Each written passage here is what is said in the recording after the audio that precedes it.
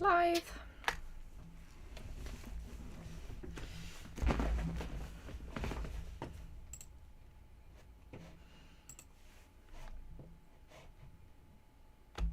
Already. Okay, so thank you everybody for coming to another exciting edition of the Applelords, here streamed live on Tatted Chaos's Twitch site, channel, place. Thank you. Words come out of my mouth sometimes and they make sense. Welcome back, brave adventurers. Welcome back to the Lightning Train. You've safely left the confines of the dwarven kingdom of the Mror Hulls and are heading southwest across the foothills and plains of Talenta and Karnath. Many aboard you recognize. Archie and Lucy from the Corenberg Chronicle, Major Taff from Corunda Gate, and many others who are happy to see the Applelord return from their sea voyage. Andraste, Torvin, Kakashi, Marima, and Rosie. You all have your own luxury quarters and can enjoy the journey. Mingle with the guests or relax in the dining car with automated waiter service. This train is old and slower than the sleek modern trains you've been on before, but it has a certain je ne sais quoi elegance that Marima can appreciate, and a classical novelty, varying from the brass handrails between the carriages or the speaking tubes used to send messages to the butlers. As the train slowly hovers along the lightning rail, thank you, Sirenscape. Where'd she go? You meander out of the mountains. The air is clear with white fluffy clouds high in the sky. You have a feeling of trepidation at the adventure ahead. Things are starting to fall into place one by one. The fate of Eberron and the Applelords is now so entwined that your adventure has already left indelible scars on the landscape to mirror the last war.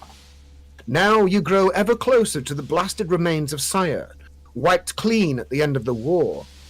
The countryside you travel through is dotted with fields and attempts to farm whatever can be scrounged from the earth. Workers wave as the train passes by. Clickety-clack, hum-zip sounds around the carriage. What would you like to do, brave adventurers? I'd like to find my mantis, which just ran off somewhere. God damn it. She's not in here. No. Where'd she go?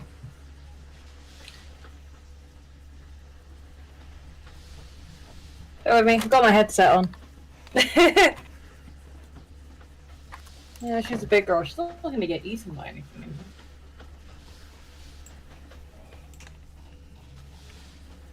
Yeah, so I'll be just sitting, looking at the window at one of the dining carts while eating. Okay. There is butler service. One of the automated hovering droids comes along and serves whatever you like, speaking to you in a robotic accent.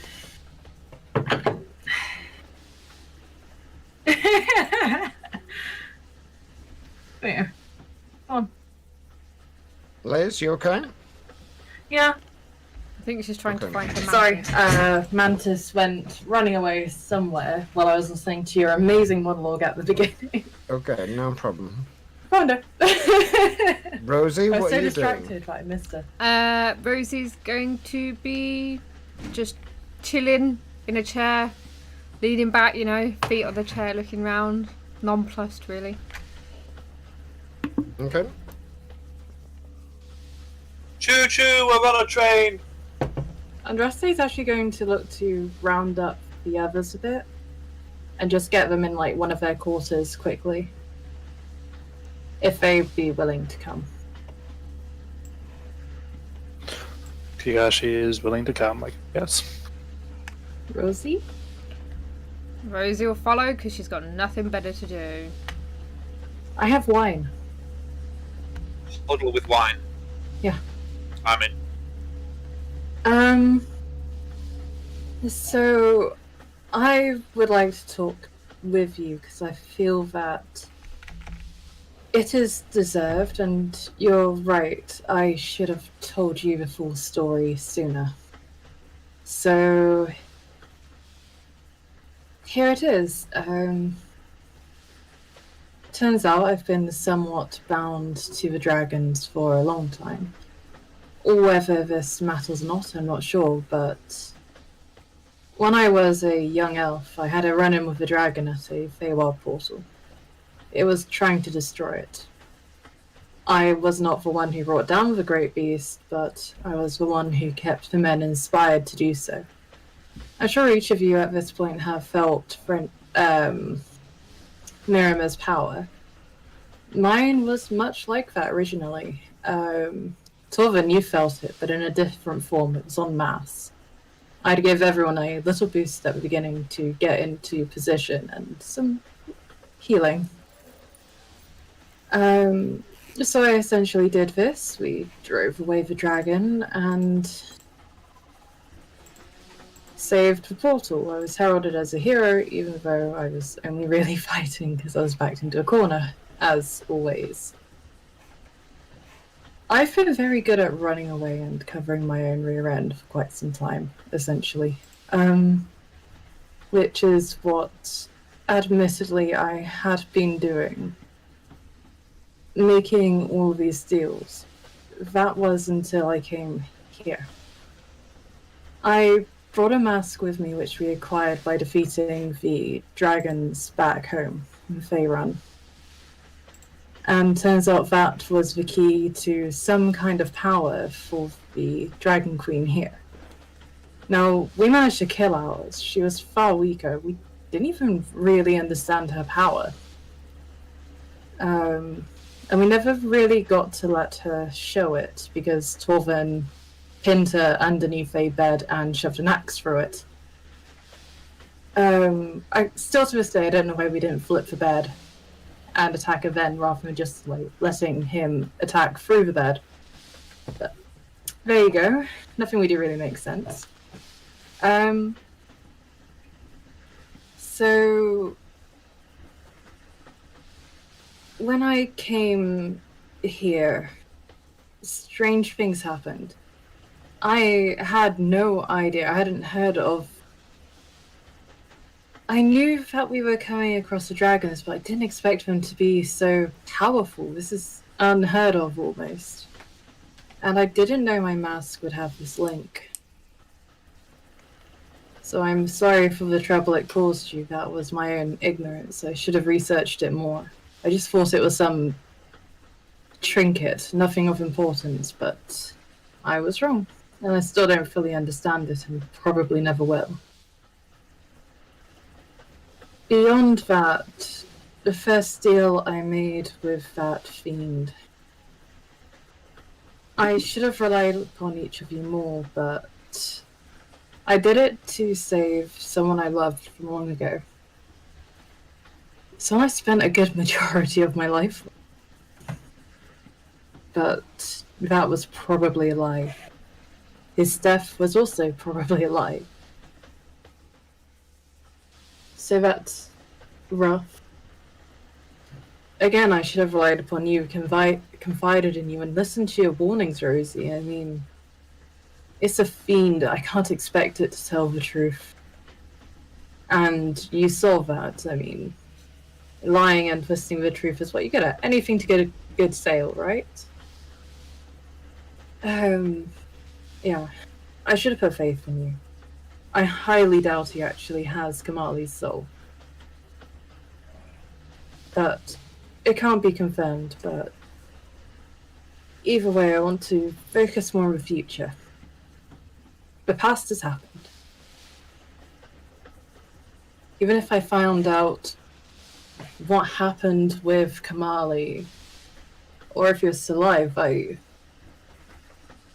don't think I'd go with him. He left me. For whatever reason. Then the next deal. I was and am still somewhat in a low place.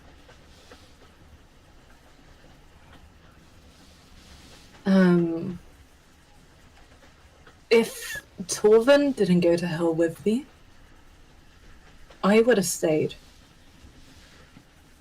I feel I deserve it. But I couldn't let Torvin go down with me. So I made the deal, knowing full well that Torvin wouldn't leave me behind either. I had to go with him, else he wouldn't accept it, because he's just that sort of person. Loyal to a fault. Literally. So here we are.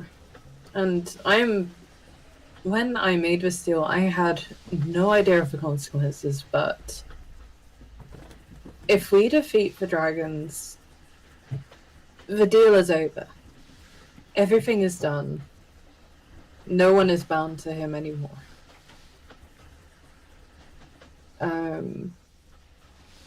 Yeah. So sorry for what I've done.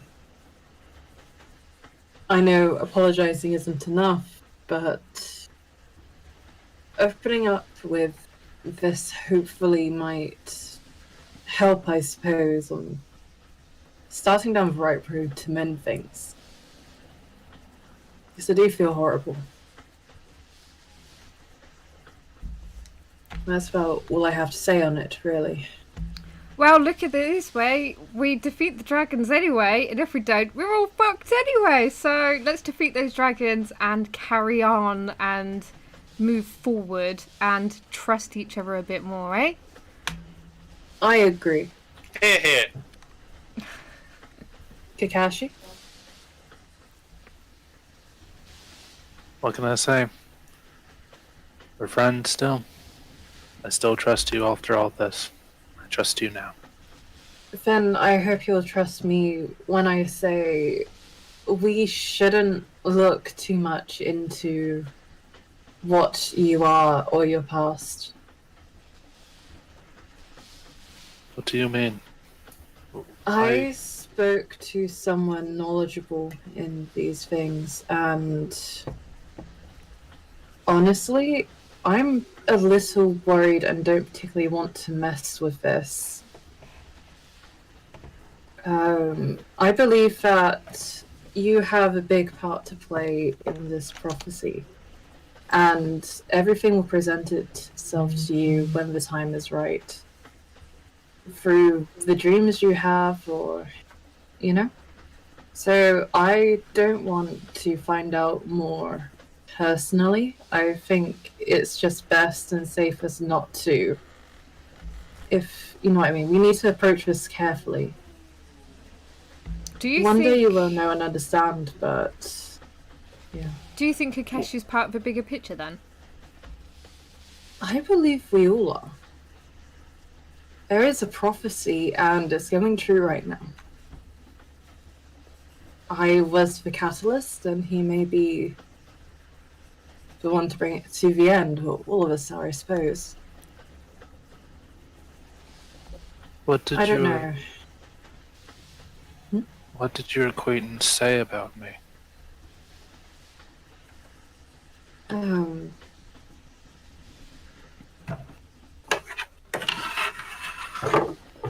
She gets out her book.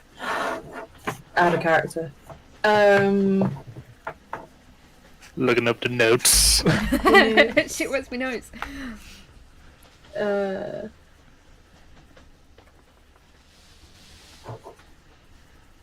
Well, that thing sealed inside of you.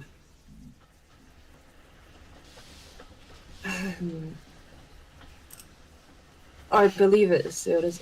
It's all very vague, but powerful beings. I don't know if they are the parents of the people here, but certainly back in Faerun, like, some of them or their family created all of us who came from Faerun. They are scared of that dark thing. Or not scared, but wary of it. I mean, I honestly don't know, but we need to be extremely careful in regards to it. It may be helpful in the future, but I guess we'll see. I didn't ask many questions because I felt I shouldn't. I mean, that's a lot coming from me, for one who has ripped a few holes in the planar barriers at this point. But having learned my lesson from that, I think we should leave this well enough alone and wait until the time is right. Wait for things to come to fruition. So, you're telling me, someone who has spent their entire life questioning everything that made him be, all the torment, all the nightmares, all the trauma, without any answers to any of it, to just leave it be. You will get answers in time. It's just, I believe that time will be soon, if that's any help. I'm just slightly worried with my track record about finding out more or messing with it. I mean, you know what I'm like when it comes to forbidden magic. I can't help myself. It's like a drug. I keep at it until bad things happen, and I'm worried about this. And I'm worried the same will happen with you. I mean, you may find out more, but I can't guarantee I won't do something stupid. I mean, you could talk to them, but I'm not sure how much you will learn. I mean, it's your choice, really, but that's my warning. If you still want me to, I can introduce you, but...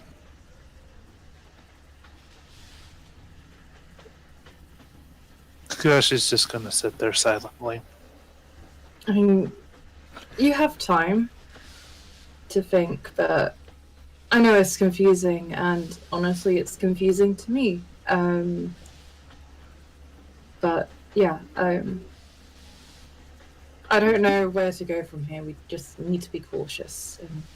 As you're having this conversation, sat around a table in the dining car, a Warforged soldier comes walking down the centre of the car towards Torvin. Stops when he gets to about 10 feet away, clanking metal feet on the ground.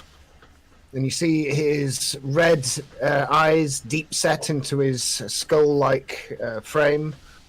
Look at Torvin for a second. And he stands to attention and slams his fist over his chest with a loud dong. Shows a mark of respect.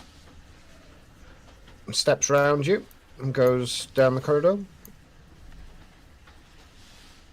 Well, that was interesting. Yeah. That's quite handy. Wait. Torvin, what just happened? I don't think he's got respect for me as a superior metal creature. we need to see how much respect you have, because from what I remember, aren't the Warforged kind of key towards some things? And they're definitely handy to have on our side. Yeah, I mean, there's a Lord of Blades, isn't there, which is apparently a thorn in their side here? When we find him, I suppose we'll figure out what's next on our agenda. We can make Torvin like the king of the Warforged and make them all follow him blindly into battle, and we can abuse that power. Brilliant. I mean, I wasn't going to put it so bluntly. I mean, use it for good, obviously. You know, good reasons. Yeah. Hopefully, we won't get any of them sucked out into space either. That'd be key. Just saying. I mean, I don't think... Yes, we should definitely bear this in mind. Yeah. Don't go smashing windows once we've gone up the elevator.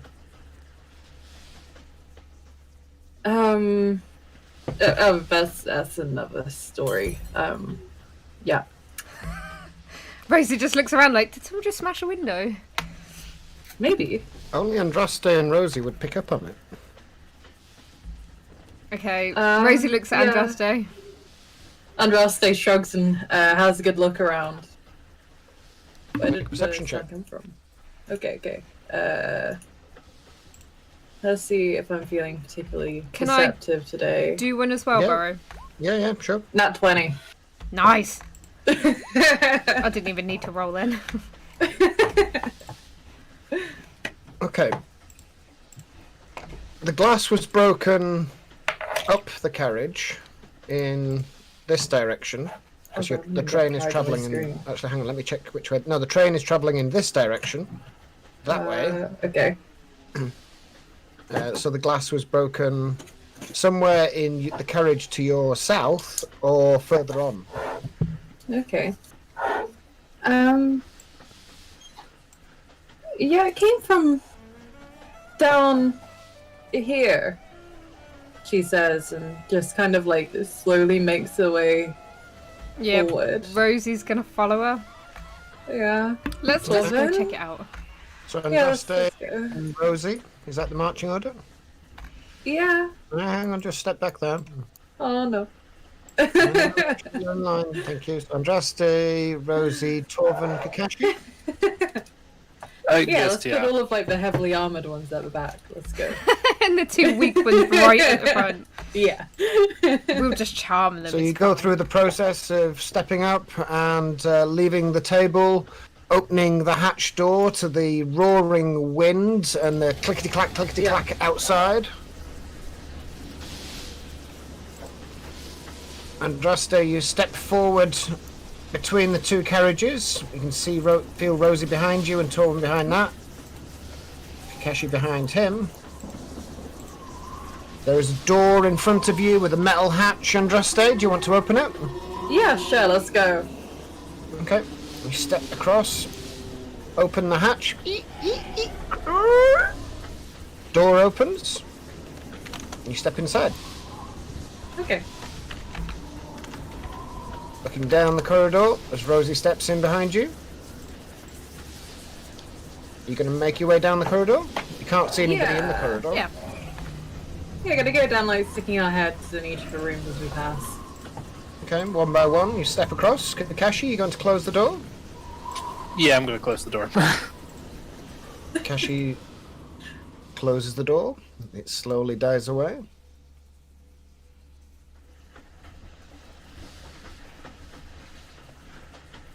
Sorry, did you two hear something? Is that why we're walking down the carts? Yeah.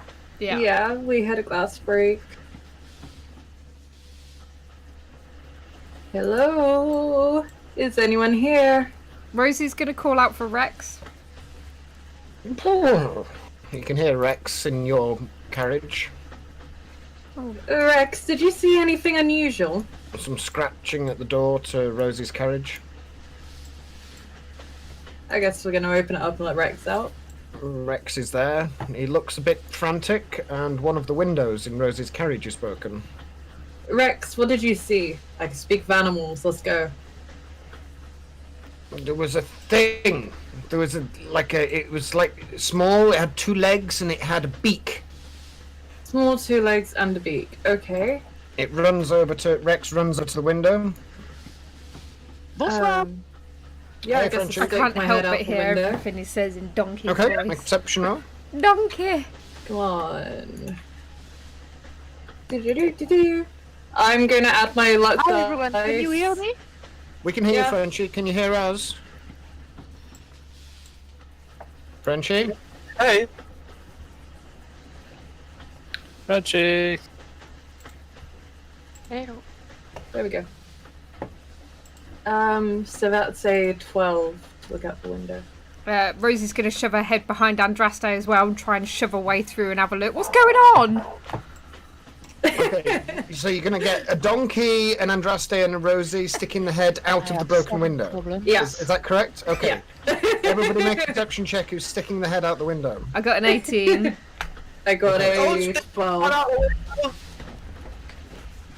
Looking out of the window, the wind is whipping past. You're travelling at reasonable speed, Yes. but Rosie, you can fly faster than this, especially at a dash, but only by about 20 feet or so. There are grass fields in front of you. You can see a river maybe about a mile away that's winding its way down out of the foothills of the Maror Holes.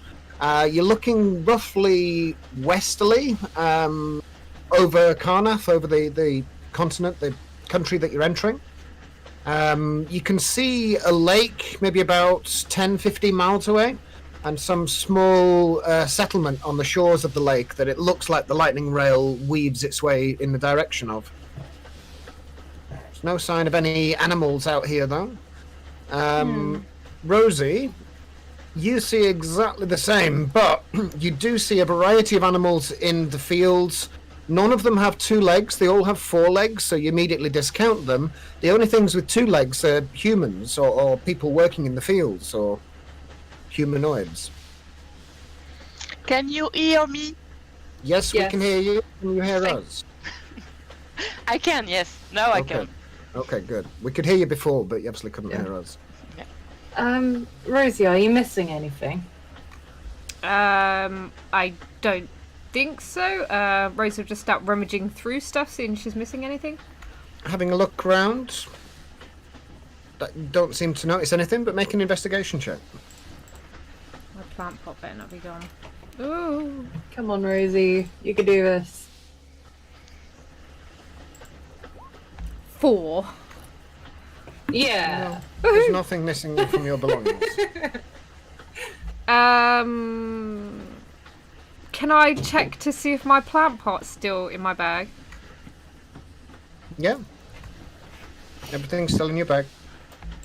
Well, I can't see anything that's missing, and I don't understand what's... Is there anything which doesn't belong to you in here besides, well, the furniture? No, I don't think so. Can I, like, check for furniture for any, like, bugs or anything? You know, like, maybe, like, sending stone or, like, recording stuff. Are you proficient in Arcana? No. Make an investigation check. Ooh, a good investigation. 21. No, nothing. The only thing that you find in here that could possibly listen into something, and even then it's got a stopper in it, is the listening tube. Each compartment has its own, like, speaking tube that you pick up, and it's got, like, a length of rubber that goes into the wall, and you Yeah. pick it up, and the butler will just go, "Hello, how can I help? What would you like? Would you like some drinks, Miss Rosie?" Oh yeah, I'll have a drink, thanks. What kind of drinks can I get you? Something really strong and alcoholic. Okay. Strawberry daiquiri. Strawberry daiquiri. Go and get strawberry daiquiri. We have some dwarven rum. Sounds good to That's me. Strawberry the daiquiri. strongest we have. It's how many am I bringing? 5. I'll bring the bottle. I'll be there in a minute. Wait, and Oh, strawberry is- daiquiri. Miss Rosie, is Mr. Kakashi with you? She appears outside the door. Kakeshi? Yeah, he's here. Good. I should be along presently. That was weird. He asked if Kakeshi was here. You might be getting some answers then. What's that mean? Oh, so I'll leave the surprise. It'll be nice, hopefully. If it is what I think it is. Is it his birthday and we don't know about it? I have a Sure. birthday. Is it going to be Happy cake? birthday, Kakashi! Happy birthday, Kakeshi! Happy birthday to you! Happy birthday to you! Happy birthday to Kakashi! Rosie will just use her like spell just to do like leaves everywhere because she can only do like puff of leaves. Yay! Yeah, I'll do like a puff of confetti as well with the leaves. And trust, I had never asked, what was the name of the person you talked to?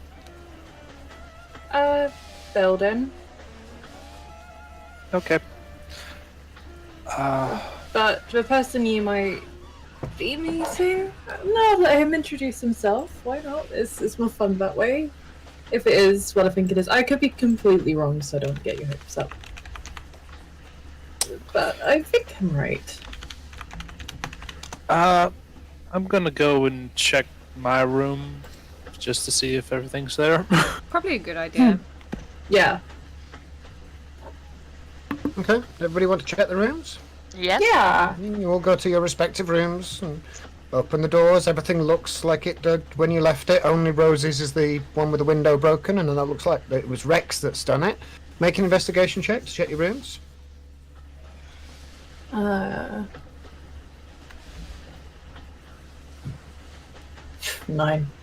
Nice. Nat 20. Absolutely nothing's out of place. Everything looks fine. It's exactly where you left it. Okay. Where is he? Looks like yours is the only one which got broken into, darling. It must be Rex. He's obviously got a bit overexcited. I don't know. I mean, he said that there was a strange creature with 2 legs and a beak. Wait, what? Yes. Well, I looked out the window and I didn't see anything strange. Neither did I, but I suppose it could have hidden. Did you ask Rex if it took anything or did anything? Oh, no, I didn't. Rex? Twists its head and lifts one ear. Did this strange creature, like, take anything or look at anything? What did it do? It took my hoof to the face rather well. Well done. How did it get in? Did it come through the window, It or...? didn't. It was tapping against the glass, so I hit the glass with my hoof, and I turned around and it was no longer there. Badass. Well done. What did he say? Well, it didn't get into your room. Rex is one who broke the window. It was just tapping up the glass, and he kind of, like, turned around and kicked it. So a random person bird-like thing was tapping at the glass and Rex kicked it in the face. Yeah. I've already called him a badass. That's very clever. I like it. Thank you. Do you think we should be worried about random bird-like people trying to Probably. do things? Yeah. I guess. What type of bird was it? I think it was a human bird. It had 2 legs and a beak, apparently. Well, I Didn't mean, look to like be human. fair, all birds have 2 legs and a beak. That's very true. So, would it be a Aarakocra? Well, I mean, it might just be a raven or something when you mentioned, like, that, didn't you? I mentioned something along those lines, but yeah. I'm just saying maybe. I mean, we don't... Rex, did it look like a normal bird, or was it a strange bird? Like, a person bird? Rex looks a bit confused. It's like, I don't know what you're talking about. Well, if you only saw Okay. it from outside the window and it had a beak, I Yeah. guess there's not much that you can see, I guess. It was I mean... it was small. It was like a dog, but with 2 legs and a beak. It had feathers, I think. I don't know. One of your strange creatures. Just an One of ass. our strange creatures? Well, I didn't make it. It's So not it a was creature of the unnatural forest. then. Okay. I It's don't not- know. What's unnatural? Marina, you feel a tap on your shoulder. Okay. There is one I of the don't- ethereal, ghostly butler forms there. It's like, terribly sorry, madam, can I just get past? I was going to drift through you, but it's not very polite to do so. And hovering behind him is one of these orbs carrying a small tray with a variety of glasses and a bottle. A Please decanter. go ahead. Slide to one side, and the ghost drifts down the corridor, followed by this hovering orb carrying this tray. Comes up behind Torben. Excuse me, Mr. Torben, can I just get past? I have an order to deliver. Oh, you've got Mr. Kakashi with you. Mr. Kakashi, I have a message for you. There is in about 15 minutes' time, you will be able to speak to them personally in the driving car. Them? You've already had food. Who's that? Yes, they didn't leave their name. They were calling from the ring, I believe. They said that they knew you, but I was unable to find you at the time. You weren't in your quarters. I did call on the intercom, but I presume you were elsewhere. Okay. Thank you. I'll be heading over shortly. Can I just get past, he says. He squeezes Yeah. down the corridor. I'd make room. He looks in the doorway to Rose's room. Oh, what happened to the window? Oh dear. A bird hit it.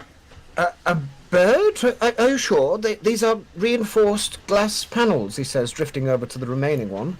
Putting down the tray, the little droid comes in and then floats away again. Rex said it was a big bird. A bird? There are no... Well, there are birds in the mountains, I suppose. It's very unusual for them to come close to the train, though. Well, actually, I'm not entirely sure it was a bird. He said it wasn't a creature of the forest. Okay, well, there aren't any forests around. Okay, well, we can't have you staying here, Miss Rosie. We'll have to move you to another room. Do I get a free upgrade? Just a minute. I think we do have a spare room in the next compartment. If you'd like to gather your things, and please follow me. Okay. And he drifts out of the compartment and heads into the next one. I'll help you if you want. Sure. I might get a free upgrade. Oh, I hope you don't. I go with Okay. helping her carry her stuff. What are you doing? Get off the mouse and stop walking towards the candles. The candles will kill you. Mel, you can move Rex as well. Yay! Mr. Kakashi, it's this way as well to the message car if you want to go. He steps through the... Well, he doesn't step through it, he just drifts right through the hatch. But he does get one of the orbs to open the door to close for you. I'd follow. Everybody follows in line. I follow everyone, yes. Yeah. You step into a carriage very similar to yours, but inverted. Oh, I was hoping I'd get a free upgrade of some kind. Do you not have like deluxe carriage rooms? Goes past the first door, stops at the second one, I'm gone. and gets it to open. What have you done? No, I'm here. We're good. Alright, I thought you deleted yourself. No. I was underneath Rex. I'm afraid it's not quite as big, Miss Rosie, but it's the only carriage we have remaining. I will get your drinks. He brings the drinks in as well with the droid's help. Rosie will just take a drink and start helping herself. Well, it'll do, Yeah. I guess. At least it's not so drafty. Very strong alcohol. You can tell on the first sip that you're like, whoa, wow. Oh, it's good. It's very nice. It's kind of, it warms your throat, but the residue is kind of got a kind of a menthol plum aftertaste to it. Whew, God blimey, this is strong. Oh, let me try some. Rosie will just hand it over. Oh, God. Torvin, you're like this. It might strip your paint, though. Menthol plum. Does Torvin have a drink? Yeah, give it a go. Yeah, Torvin just takes a shot, no problem. That's just... Yeah. Just remind me never to challenge you in a drinking contest. Well, I'm just gonna say, in the last drinking contest, I lasted as long as him. Are You your know. insides made out of metal?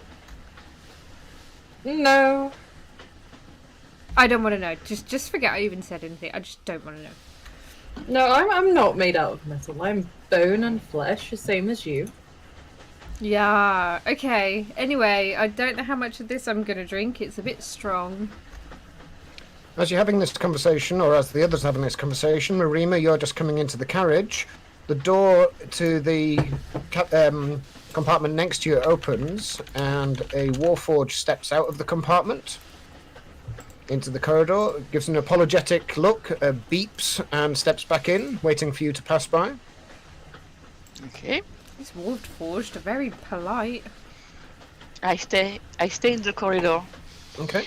He steps out into the corridor again, closes his door, and walks up the corridor, heading north. Okay, where is Kakashi? We're in the hallway. In the hallway, yeah. Are you following Kakashi, or are you... I'm currently following the servant if he's continuing downward. Well, Oh, he's dealing with Kakashi. Miss Rosie, but yes, he will be short. I'll be with you in a minute, Mr. Kakashi. Kakashi, do you want us to go with you, or...? That would be ideal. Yeah, I don't know who Yeah. these they are, and well, I'm hoping it doesn't have to do with other people, but yeah, hoping these are good people. Okay. We probably shouldn't drink too much then, just in case. Rosie just finishes down in her drink and goes, hmm? Okay. Too late.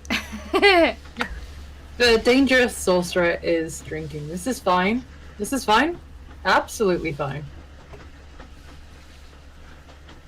Cheers, eh? Hey, yes, that word. Shall we go help Kakashi then? I mean, this could be really good for him, or it could be really bad, and he wants us there. Sure, I'm down with whatever, as long as I can take this rum with me. Okay. Everyone else okay with going with him? Sure. Alright then, Kakashi. Well, there's. Oh, okay. I don't know if we can get all of you in, but we can try. Says the ghost as he drifts through Kakashi. Sorry about it, sir. Oop. Just this way. Let's go. Hello, Mirama. Rosie just hands Mirama a bottle of rum. Do you want some? No, thank you. Okay, it's really good. I guess so. Oh, go on then, I'll have another go. She says, holding her hand up the bottle behind her. I stay sober. Wait, Rex where's coming? Rosie? No, I'll leave Rex in the room. Okay. You're taking the rum, though? Oh, I'm taking the rum. Okay. Are you locking the door? No, I'm gonna leave it open. Okay, the door's open. Ghost goes up to the next door. Sorry, Mr. Karsh, would you mind just opening this, please? Okay, wait. Can't you? Don't you just usually phase through this? I can, yes, but there's a droid, you see, that normally opens it for me. He's gone to take the tray back with the rum. He'll be along in a minute, but whilst to prevent us wasting... Look, I'll just drift through and wait for you on the other side, okay? Oh, okay, I'll open it. You go to open it, and it doesn't move.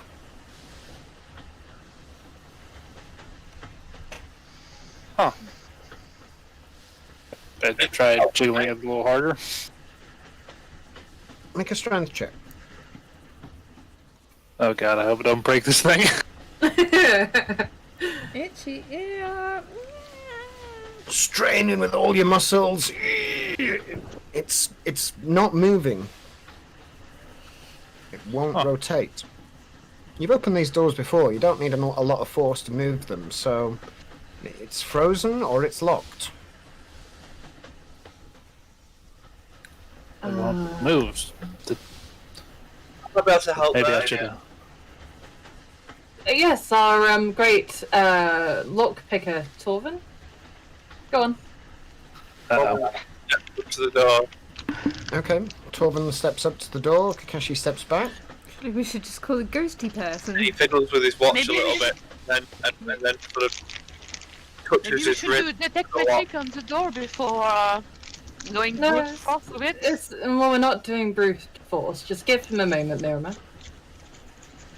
Go on, Torvin.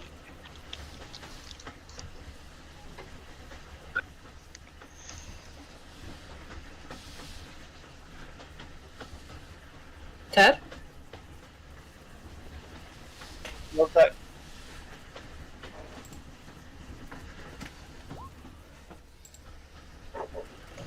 Torvin's watch unlocks the door. Well, that's a bit bloody nifty, isn't it? Okay. You see the locking mechanism go and all of the bolts retract into the door. The door is unlocked. Torvin the walking skeleton key. Hell yeah, he is. He's my skeleton. He'd be really handy when we're looking for booty. Yes. Sorry, yeah. Yeah, I'm surprised. Kashi? After you. Go through the door. Door still won't open. What? Wait. Make an intelligence check, Torben.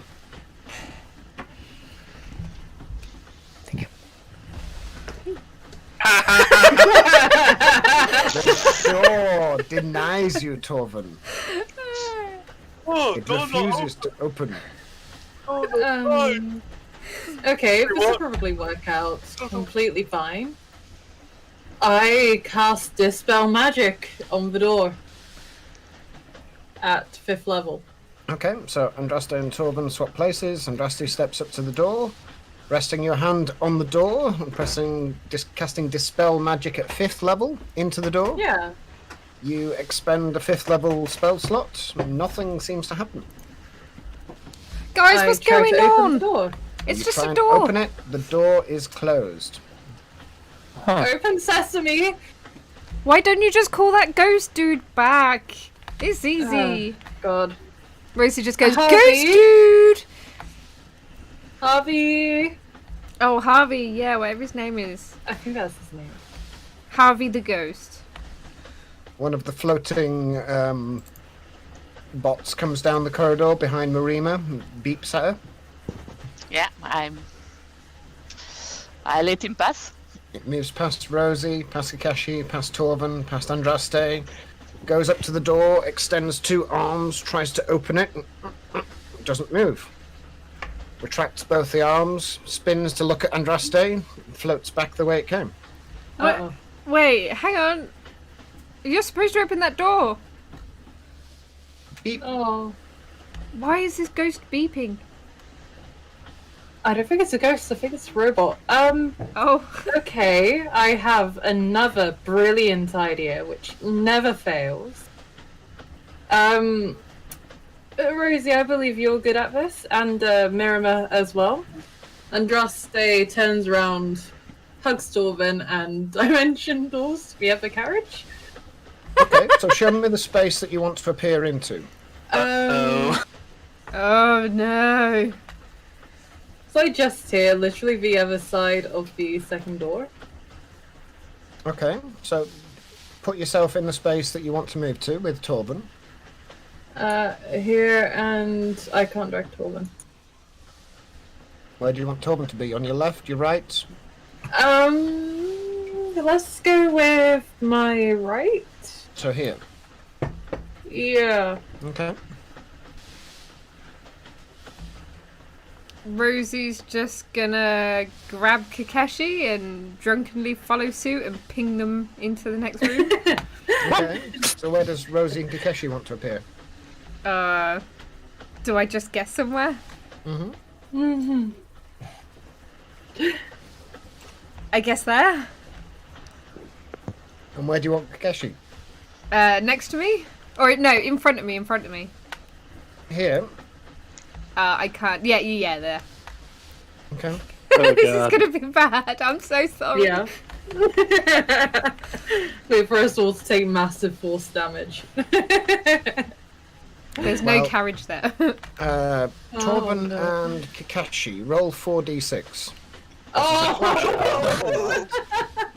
Oh And no. Nobody goes anywhere, Oh. unfortunately. Oh dear. And Andraste and Torben take 12 points of force damage, and Rosie and Kakashi take 11 points of force damage as you're Aw. locked in place, unable to get into that space, I'm afraid. Ow. Okay, that didn't work. If Right. I sum up the situation, our ghost, the servant ghost, told Kakashi that someone were waiting for us in that room, and then didn't give us the way to get into the room. What's going on? Who knows, but I feel that this room does not want us in there, so I'm going to take this rum, I'm going to go back to my room, and I'm going to drink this rum because screw that door, I'm done. If I may, Rosie, I'm going to to use can't remember the name of my spell. Message to discreetly say to Rosie that there is a bird cage in with a bird inside, with one of the cabin, and I indicate this one. Okay. You all start to feel the train slowing. Uh-oh. I look outside. I guess I pull one of the windows up and look outside. Looking outside, you're now alongside a lake to your left. On this side, there is a lake not far from where the train follows, and you're just entering the outer ramshackle shacks that make up Irontown. It looks like it's some kind of industrial or mining town. There are smokestacks rising, maybe 100 or 150 wooden structures. The train slows down and enters some kind of ramshackle western station. Wooden floorboards, no glass in the windows, several people waiting to get on. Must be coming to a stop.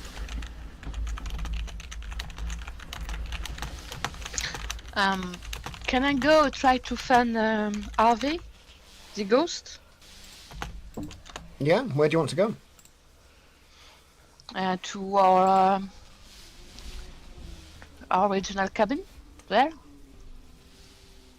Yeah, wandering back to your cabin. Speaking into the speaking tube. Yeah. Hello, this is Harvey. How can I help? Hello, you told my friend Kakashi that someone wanted to speak to him, but it appears we can't go through the door. Oh, you just turn the handle and then push and it should open. I can send one of the assistants to help you. Oh, Sure, wait a minute. Sorry. You can hear somebody mumbling in the background, but it's not clear enough to actually pick up. Oh, it would seem... I'm terribly sorry. Yes, there is something... that would explain why we've missed the window. We will be with you shortly. Our apologies. We are sending an engineer to have a look at the door. Okay. I use message to relay that to Kakashi. And I go back near everyone. Okay. So you're not just going to shout down the corridor, you're going to actually use a spell to send a text message. Yes. Kakashi Marima's voice appears in your head saying what? Saying they know something is wrong with the door. They're coming to help. Okay, I shrug and say help will be on the way. I hope I can break it with my magic.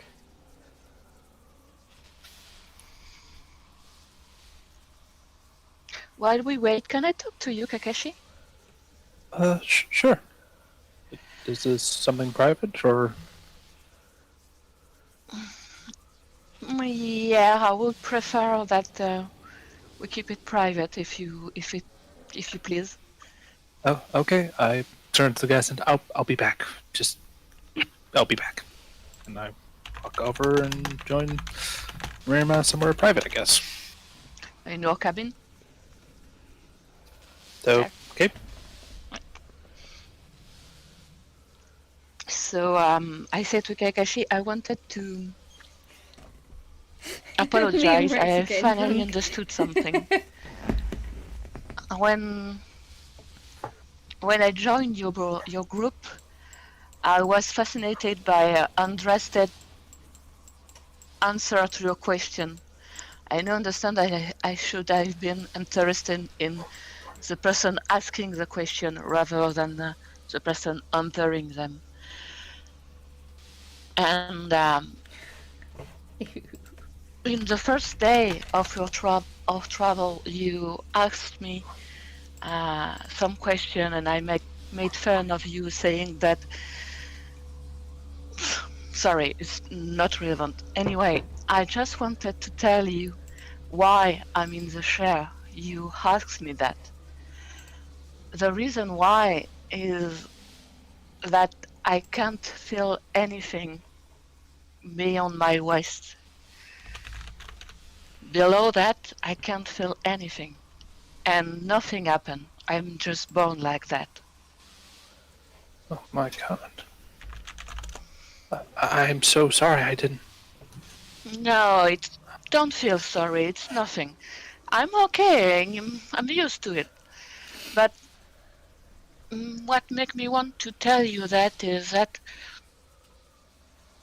you told us about your family, about what you remember, and it reminded me my family thought it was a curse that I had. And I don't believe in fate. I don't believe in all that. I want you to know that whatever happens next, the most important thing is that you keep your free will. I don't care about the tattoos on your arms or anything. I care that everyone keep your free will. That's what keep me going despite everything, despite my family rejecting me, despite everything. That's all I wanted to say.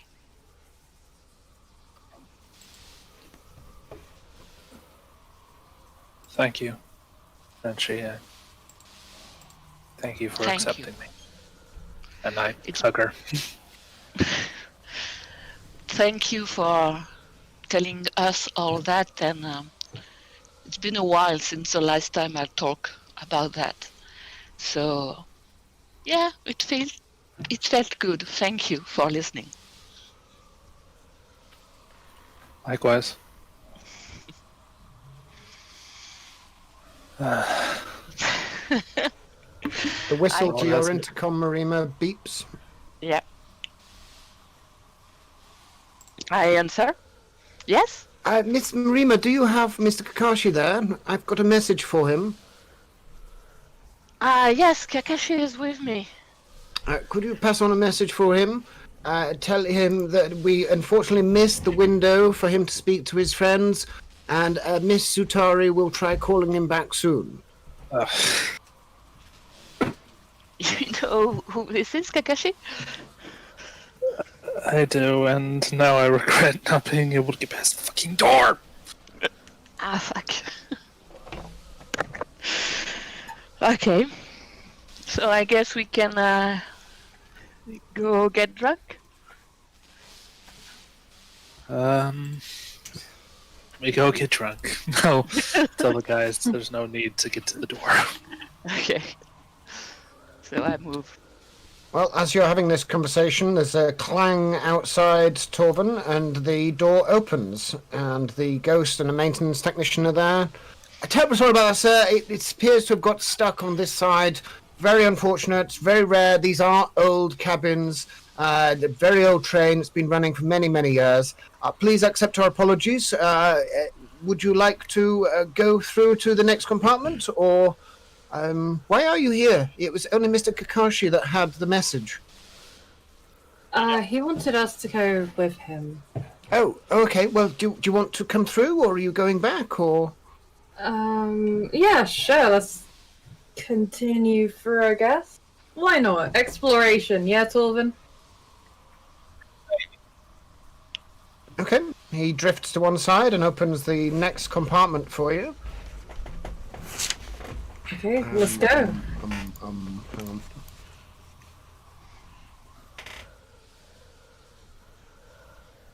Stepping into the next compartment, it has a odor, this compartment. It's different to the first class compartments that you've been occupying.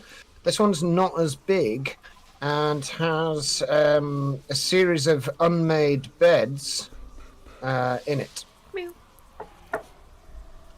And it smells of oil. Yeah. Oh no, that's what we're This is the crew quarters. Torvin, it smells like your old armor. I was just going to say something else then. Door closes behind you, Andraste.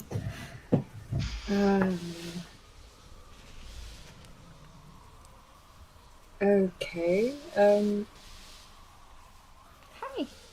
Do I see anything out of place for a crew quarter? Make perception check. Doesn't appear to be anybody else in the room with you. Okay. 15. Looking around, you can see belongings. There are a variety of bunks. There's a boiler which is like gently simmering away. That's the reason that Torvin couldn't get in here. Oh no, it's the bunker that stopped Torvin. Oh, sorry, Torvin. Well, I mean, we need to get right up to the front, don't we? I mean, I guess. Gonna start getting to the guys, Andraste and Dorvin, and I'll just notify them that we don't need to go to the front anymore. Okay, but I want to go anyway. Exploration! Okay. So I believe Marina a little and bit of rum has gone through her head. Kakashi, as Torvin and Andraste are looking around the crew quarters, Yeah. Marina and Kakashi drift up to Rosie's door.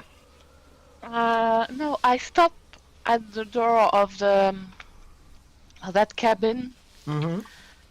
and I look if it's locked or not. With the doors closed, do you want to... Yeah. I want to Try. try and see if it's locked. It's locked, doesn't open. You know, there was I talked to Kakashi, which is with me in the corridor. There was a bird in that cabin. I saw that, and I think I understood that it was a bird that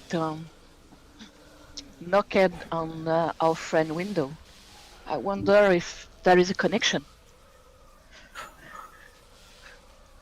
Well, maybe well, don't know why it would do that. Maybe Yeah. it just got out. Maybe. Anyway, let's go see Rosie. And I go see Rosie. Okay, so knock on your door, Rosie. If your door's closed, that is. Yeah, it's just some like entree. You enter and Rosie is laying down with a bottle in her hand that she's just pouring into a bowl, and Rex is just there going...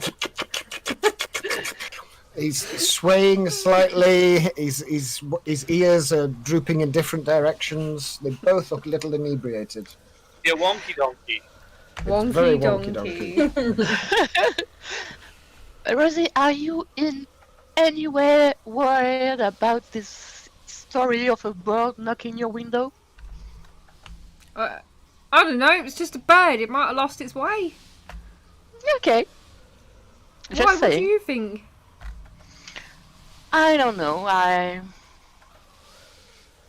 Do you think I there's wonder. something afoot? She's going to look quite drunk with one eye closed looking at her. Maybe there's always something afoot with the adventurer's life. Do we need to investigate? I don't know.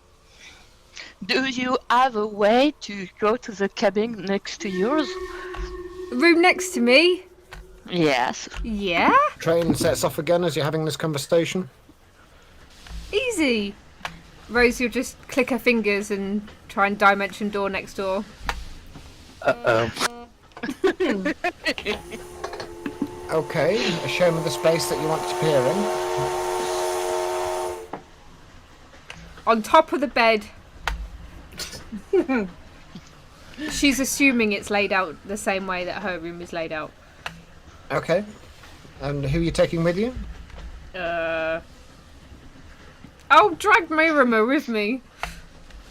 She'll Where's just be like, your- come on, let's go. Now look, Okay. Okay. Okay, Marima and Rosie, with a flash of purple light, you both appear in the next room. You've got a good approximation of where things are because you've been in these rooms. And Rosie, make an intelligence check. Let's see if you can guess well enough in order to teleport into a space that is unoccupied. 9. Unfortunately not. So both of you take 7 points of force damage, and a flash of purple light, you appear back in Rosie's room. Ah. Well, that's weird, and I feel a bit sore. I don't know what happened. Maybe there's something that. Where are you, Kakashi? Are you in the corridor? I'm in the corridor, yeah. Okay, the ghost comes drifting past you. Excuse me, sir, Mr. Kakashi. One moment of your time, sorry. Luna. Yes? Luna. Do you know where what was the name of Andraste's friend she told me? What was his name again? Belden. Belden. Do you know where Belden is? Oh, I believe he's in the dining compartment at the moment. That's where I last saw him. That's where you last left him. Okay. Do you want me to relay a message, sir? I was just going to hopefully meet with him right now, actually. Oh, well, I'm going to the dining car now, if you'd care to follow me, sir. I will. I kind of turned to the corridor and say, I'll be back. I want to talk to someone real quick. Very good, sir. He drifts through the door. Luna. I follow.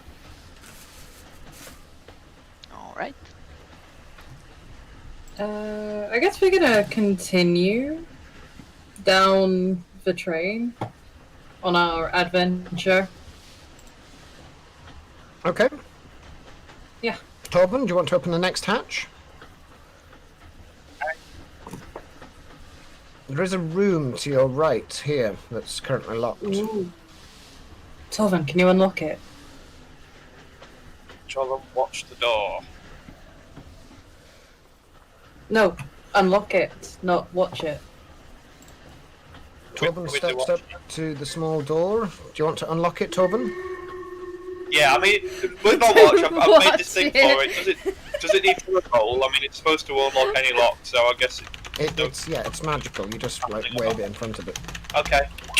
It opens. A voice inside says, "Hey, what are you doing?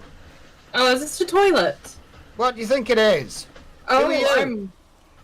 Someone's going dookie. I am the cleaner. I am sorry, I didn't realize it was engaged. The door must be broken. We'll close it and hold it for you. She closes and holds the door. Here's some scuffling inside.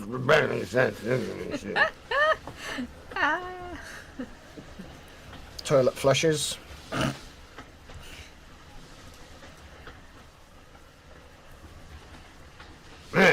It's bloody out of order, this. I don't know. Oops. What are you people doing? Well, I came to clean the toilets, but, the door must be broken. I'll make sure to get it fixed. The door slides open. And there is a man stood there.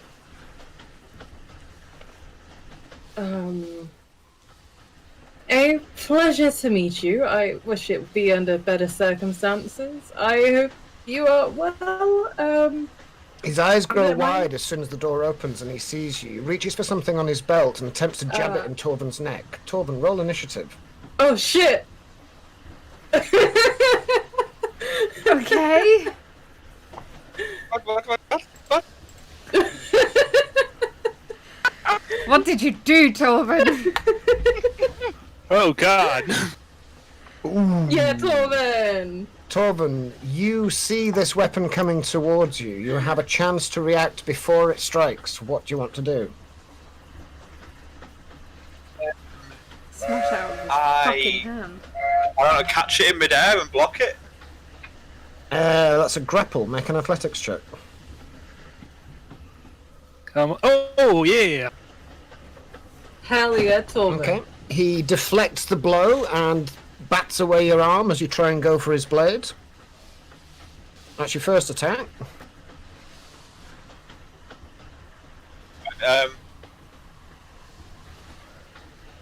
Yeah,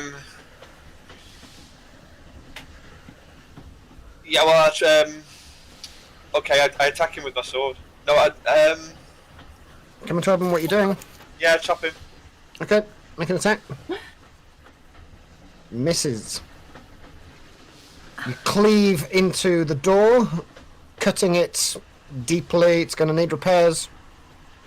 That's your second attack. Oh I do it again. god. Just randomly attack some dude. That misses. He sidesteps to one side. Actually, no, that just hits. Alright. Sorry, Well, I'm forgetting what he did. Disarming strike then. Okay, is that a strength check? Yeah. What's your DC? He 7. rolled a 17, yeah. So that's natural 17 plus 2. 6, 23 damage. No, he passes. So he's not disarmed, but he takes No. 23 points of damage. Okay. That's right. And Torvald says, whoa, there's no need for this. Okay. He's going to follow through with his attack. That's a 19 to hit. Doesn't hit. Doesn't hit. Okay. He's going to take a second attack, lunging at your midsection. Oh, it's a 17 to hit. And for his bonus action, he's going to disappear. Disappeared. Counter spell. At what level? 5th. He Whoa. doesn't disappear. He looks a bit panicked, wide-eyed. Andraste, roll initiative. Oh no. Oh, I didn't set my token. Let me just check that out again and fix it. Okay, so 10. Okay, Torben, you'll go.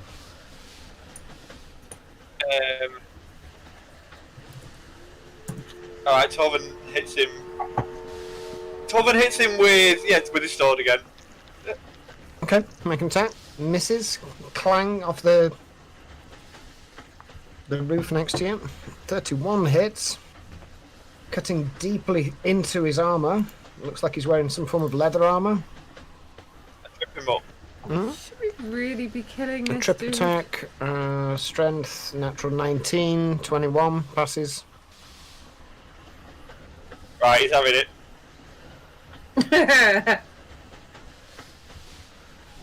45 points of loss and damage.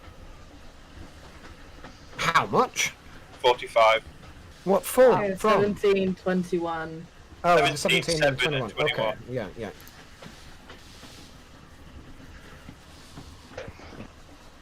Okay, wincing from these mighty attacks, cutting into what appears to be a mortal form, Torben. He seems more resistant to these attacks than you're normally expecting. He hasn't gone down yet, but he is breathing heavily. I just feel like maybe they shouldn't be killing this person. Anything else, Torben?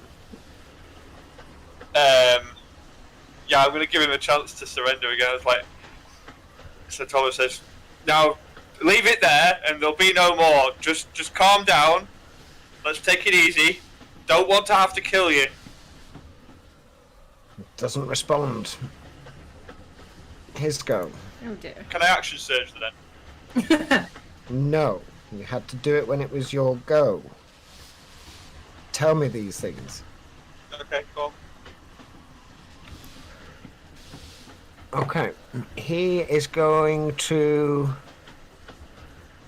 start weaving his hands in front of you.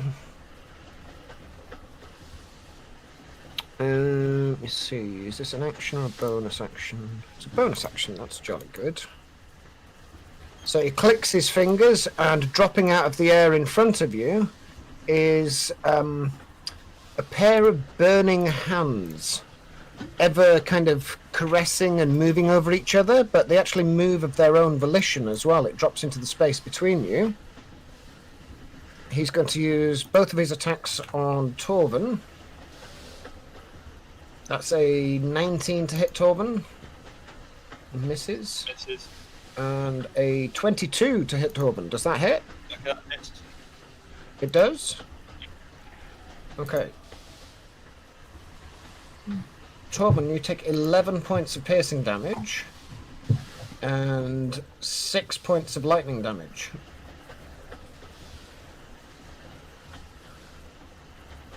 Okay. And I put this on initiative. Oh, slow. That's the end of his go. Andraste, your go. There's this burning hands thing in front of you. Okay. I look to Torvin, look back at the hand, look back to Torvin, and I cast. Oh no, I'm out of spells. Okay, I don't cast that. What I do is I cast some. What have I got? What have I got here? I cast Eldritch Blast. Fuck it, let's go. At what? At. Now I'm gonna move up here and risk like attack of opportunity. Okay, yeah, it does lash out at you. Okay. Just a minute.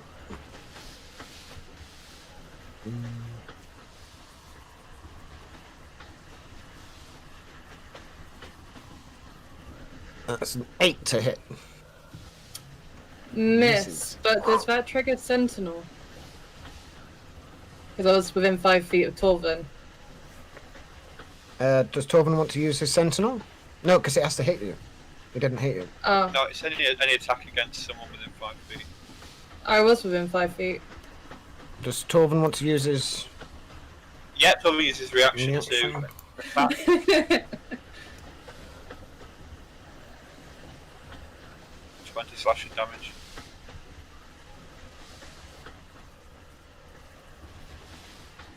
Quick as a flash, Torvin defends Andraste. Hell yeah. Hell yeah. Then 29 Andra. hits for 20 slashing damage. It screams and dies. The puff of smoke. And it's removed. Then Andraste is going to pop back down here and Eldritch Blast this fucker. Let's go. Okay. Running away and then running back.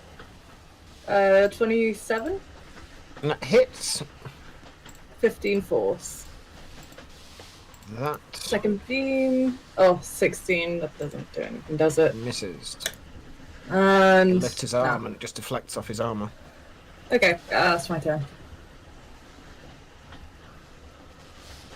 Torben, you'll go.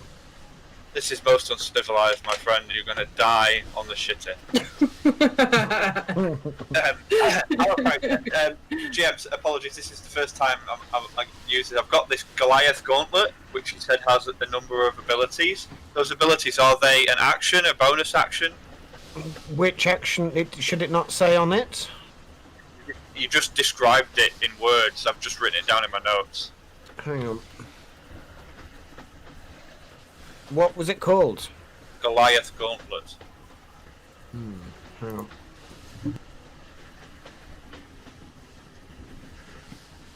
I totally just realized that they're fighting on the shitter. Yeah. Also, look at this cute little baby! Ah. Ah. Which definitely Yeah, didn't it's give an me a heart action to attack. do most of them. Okay. Well, in that case, I cast Zephyr Strike. Okay. And I attack the guy with my sword, thrusting at him. So these two bolts of purple energy zapping into him from Andraste. Torven twists his sword and attacks. Misses. Can't advantage get on through. that. Do you? Oh, 23. That does hit. Right, so, Yes, because of Zephyr, yes. Alright. Guided by the air blade, it strikes true. 25. damage. And he's almost dead, breathing heavily. He's struggling to stay That's upright. a 28 to hit for 19 slashing damage.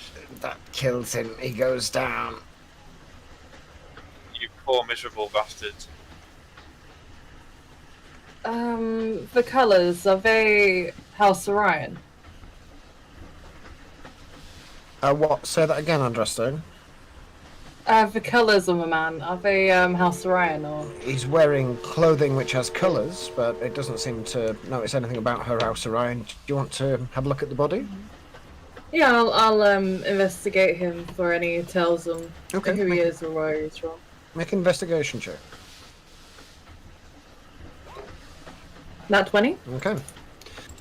You find his dagger on him. It's clearly magical. You're not quite sure what kind of magic, though, but it looks quite dangerous. It's got a very sharp edge to it, and it's kind of it's got some coating to the blade that you're not familiar with, that Andraste wouldn't recognise. You would Okay. find a pouch of 50 gold pieces. Hey! And you would find 3 small vials of some kind of liquid. On like a little. He's got it on a bracelet, and it's actually the bracelet is. It just looks like a leather 1-inch strap across his wrist, but taking it off on the inside, these 3 little glass vials are kind of strapped to it. Okay. Anything else on him? Any writing, any orders, any tattoos? Nope, nope. Okay, how long did it take me to quickly search him? About enough time for the Because I want to cast this.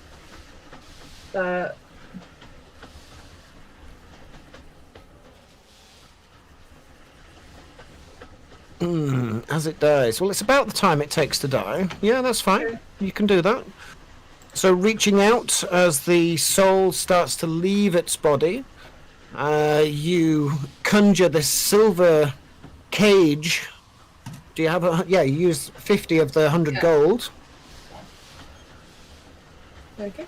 and you see this drifting ethereal spirit get locked and forced into this cage. It's miniaturized, so it's condensed. However, at the same time, I need both of you to make a dexterity saving throw. Oh, good. 6. Oh, God! Okay. Fail. Corbin's No. not feeling very next after that little battle on the bog. Oh. There is a bright blue flash of light that fills your entire vision, and you are thrown backwards, feeling this electrical discharge all around you. You are pushed 15 feet back, so that's 5. Torben goes through the window, 10, Oh, no! 15. Andraste, you go 5 and hit the wall. Andraste, you take 6 points of bludgeoning damage as you get flown into the wall. However, just a minute. Let me just set up this character sheet because it's never done right. Oh shit. Yeah. No. You take 20 points of lightning damage, Andraste. Okay, that isn't too bad. I was expecting worse. And Oh. because you're in the presence of this creature that's occupying the space in front of you, this ball of blue light, you take a further 5 points of lightning damage. Okay. Oh god. Mm. Oh, Oh. God. Yeah. What the? What the hell is that? Oh, no! It crackles and consumes over the body and disintegrates it to its most elemental formula. Oh, this is not good. Oh, no. What did you do? Oh, no! Okay, top of the round. Its turn. Oh, fuck, they're fucked. It is going to grapple Andraste, Oh. which means Andraste, you take 4 points of lightning damage Oh. and make an athletics or a acrobatics check. Oh. Oh. Oh. Failed. Andraste is grappled Oh. by this creature. Alright. It's going to use half of its movement to fly out of the window What? with Andraste. Oh no. What? Oops. But Torvin smashed, so it would end up here. Oh. You're French like, oops. And we know nothing. We don't We're know just- anything. Torvin, make a dexterity saving throw with disadvantage as you fly through the window, discharged from the train as it's moving reasonable speed. It's not moving terribly fast. Let's see if you can grab onto the carriage. Fails. Torvin, you are Activate my thrown. flying helmet. Is it That's an action really to do sweet. that? I think it is. It's a flying spell. So yeah, Well, because last time I asked you, you said it just becomes active, actually, which seemed a bit too good to be true. So I'll did it? you tell me. I think it was to get out of Beholder situation. Yeah. Beholder situation is a special case, but it would be an action to cast the spell. So on your go you can do that, but on this go you hit the ground there. The train is moving, so you would actually move. Hang on. To there. Just gonna see him roll past the carriage like, hi! You sure? Yeah, because you hit the Luna! ground and the train continues Stop to move. it! So would I not go backwards? Oh no, but it is backwards. Sorry, That- it's that is travelling backwards. downwards, Yeah, isn't the it? train's going Oh, this sorry, way. I'm being good. Yeah. So you went out the window, didn't grab onto anything, hit the ground here. Yeah, hang on. Torben, you take 8 points of bludgeoning damage on landing. I would have been slow fall. Does that help? Not. Do you have slow fall? How have you got slow fall? Pauldrons of slow fall. Yeah, God, okay. Your pauldrons of slow fall would activate then, so you would drift to the ground, but you would still end up here, so you wouldn't take that damage. Okay.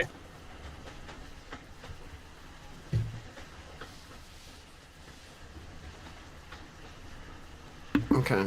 Let me just check this movement. Torvin, bad thing happening. Yeah, so as you fall back, Torben, you do end up prone on the ground as well. Actually, no, because you've got slow fall, you don't end up prone. Sorry, you just touch ground. You can see this crackling thing, kind of like with one crackling lightning bolt hanging inside the carriage, and the other one it's got kind of scooped as if it's got Andraste over its shoulder. Your go, Torben.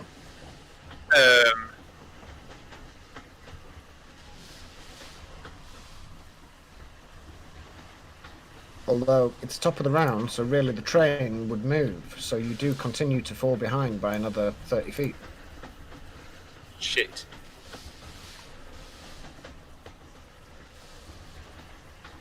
Okay. I use all of my movement, which is currently 60 feet, due to the Zephyr ability, and then I try to grab onto the side of the train. Make an athletics check to jump onto the side of the train.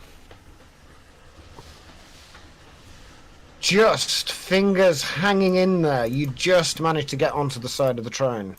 Find some purchase. Make a strength check to hang on, Torben, because the train's moving faster than you are.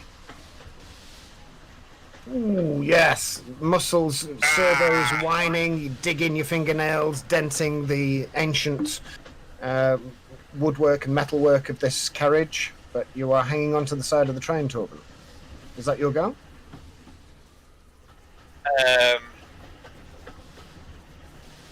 Shit. Now I'm going to action surge. Okay. Torben's eyes glow red.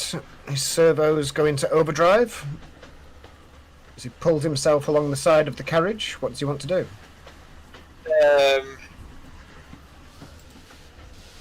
I'm going to attack the elemental, is it? Oh, You're not sure what this thing is. You've never seen anything like it, Torben. shit.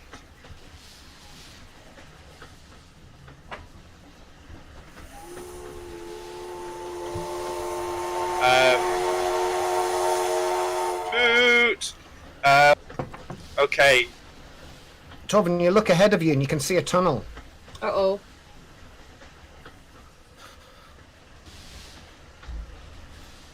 What are you doing, Torben?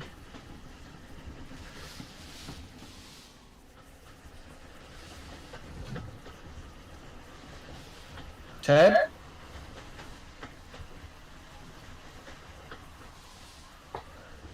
Ted? Ted? Did we lose Ted? I don't know. Hang on. No. Tunnel's Alright. gonna hit you. What are you Yeah, doing? well, I can dash as a bonus action. You're only 5 feet away from it, so you've action surged. You said you were going to attack it, so are you moving 5 feet? Or are you staying where you are? How are you doing this, Torben? What are you doing? Move up and attack it myself. Okay, move up and attack it. So you're hanging on with one hand. Yeah. Swing my sword at it, There it is. describing a wide arc through the air, and as it does so, it glows with increasing intensity of a red energy. Okay.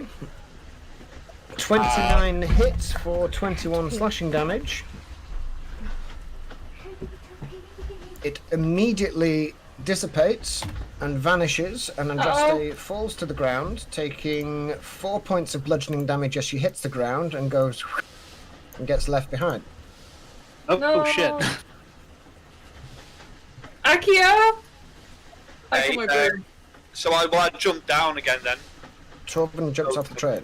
Movement left. I think I still have. Oh shit! I've still got a whole bunch of movement, so I can get back to Andraste in this go. I think. Yeah. Torben runs back, scoops up Andraste under one arm. Make an athletics check, Torben, to jump back on the train. Yeah. In the carriage, Torben times it perfectly and jumps into the next gap in the carriage. Andraste tucked Perfect. under one arm. Just in Okay. time for the tunnel to go and go rushing overhead and it become darkness all around you. Dimly illuminated by the red lights on the buffers. Maybe we should go back to our room and call for a healer? Maybe Harvey? Yeah. Harvey? Well, meanwhile, whilst all of this is going on, Oh, God. Rosie is back. So, Rosie, Marima, and Rex, what are you doing? Are you just partying the night away? Rosie's just getting drunk and wondering what's going on with that room. Okay. Rosie, make a Constitution saving throw. Marima, I'm not drinking. you're not drinking. Okay, Rosie's passed out. Completely passed out. Too much dwarven plum rum.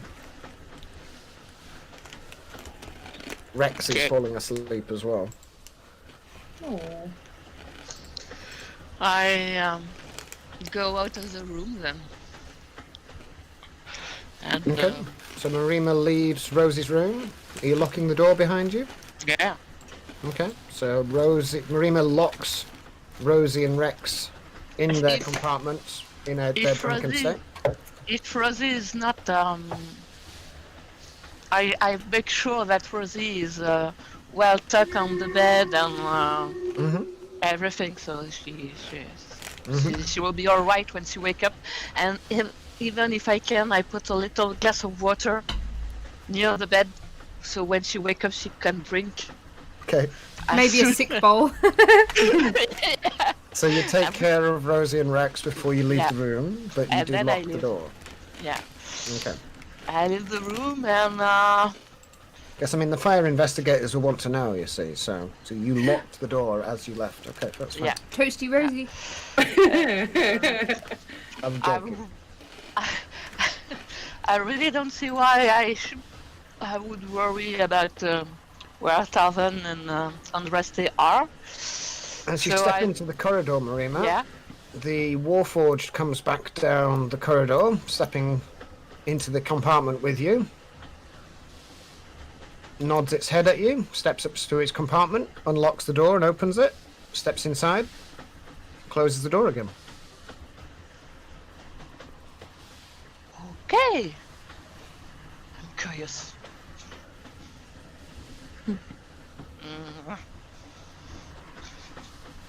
Nah, I'm still more curious about what is going on with Kakashi. So I'm going back in our compartments. Okay.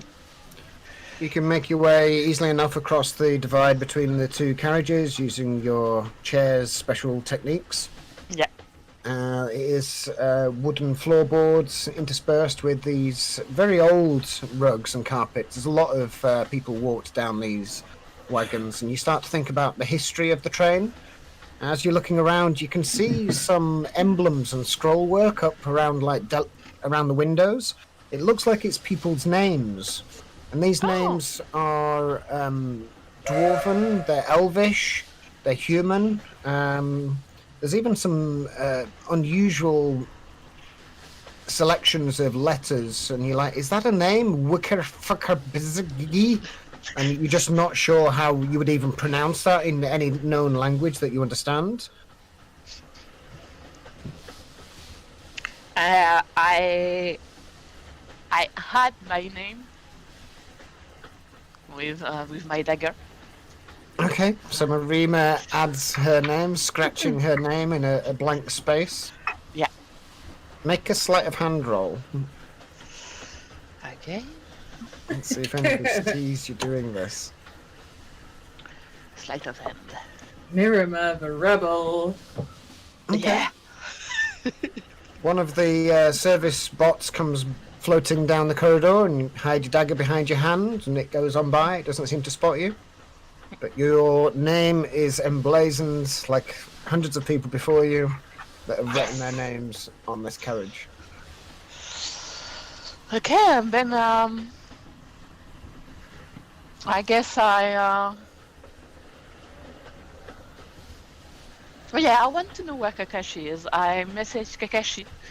Well, Ask him. whilst this has been going on, Kakashi, you were led by Harvey to the dining compartment. Yeah. What were you looking for again? I was looking for Bugren? Belden. Belden, thank you. Belden, Okay. Belden. Yeah, I was looking for him. I was going to ask him a couple questions. Entering the dining car, Belden is seated round this far table here with 5 or 6 jolly friends. It looks like he's had several cups of ale. He's telling some anecdote, and he's like, and then I became their queen! And everybody goes, ah! Round of applause from everybody. Make a perception check.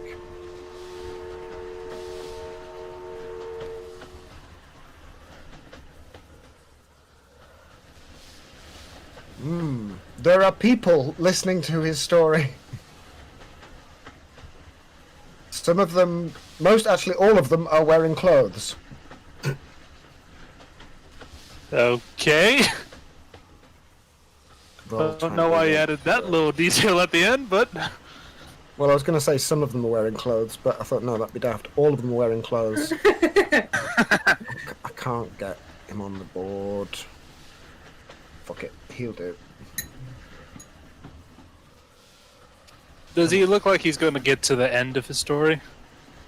Well, it looks like he's just delivered the punchline and everybody's most amused by it. I'm going to have to use this guy because roll 20 won't work.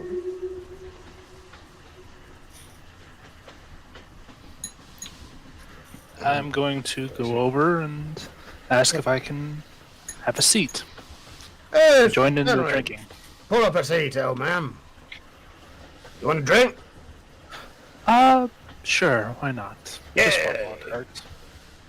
Pours you what looks like a bottle of very expensive whiskey. It's a very brown, peaty, orange drink, and he just pours you a small shot of it. Pours one for himself. Hey! Good health, long life. Well, fuck that. Maybe just good life. An eventful one, yes.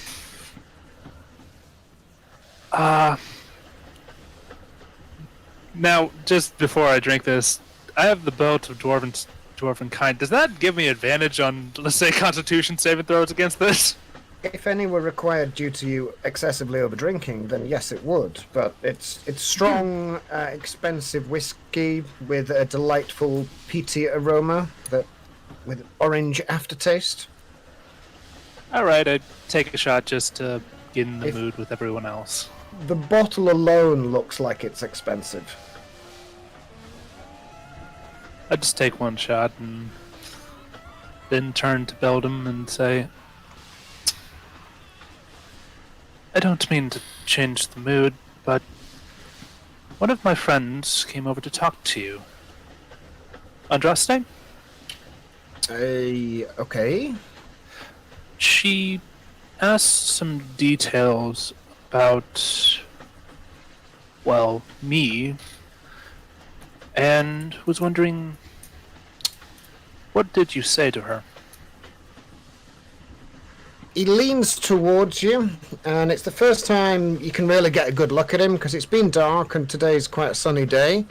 As the carriages slide past the countryside again, rolling fields and occasional streams, you can see that he's got these big bushy eyebrows. He's also got very manky hair. It looks like he's never ever washed his hair. It's kind of slick, and there's some kind of substances in it, twigs, seeds.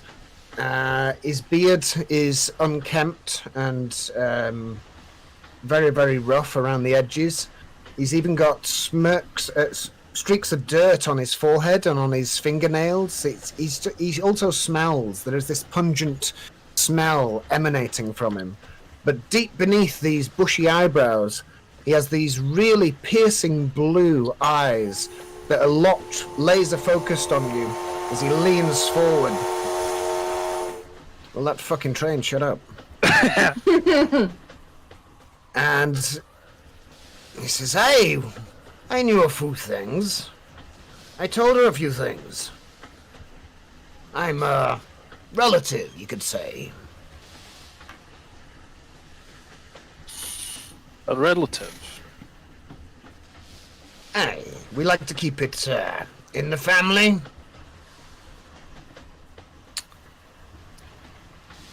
Is there a way you could share these comments with me? Well, you know, you're not family. Some people get more information than others, and they get it at times when they need it, and you don't need it. But you seem a nice enough chap, and I wouldn't want to dishearten you.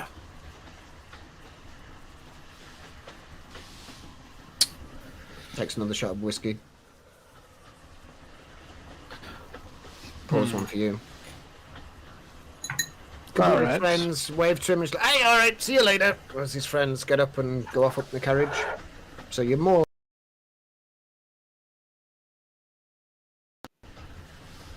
But he leans a bit closer. Hey, well, your family's important, isn't it? That they are. How do you know about them? It's kind of what I do. I watch families. I build families. That's what we do. We make sure that people have a home, people have a life, people have children. That's what makes a family. And this we is? Me and my family, he says, hooking his thumb behind him. There's nobody behind him, though.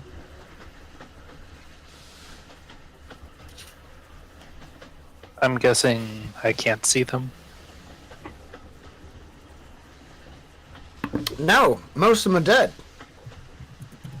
There's a few of us still alive. I've got a niece rocking around somewhere. I haven't seen her for a few years, though. And I've got a very ugly brother. And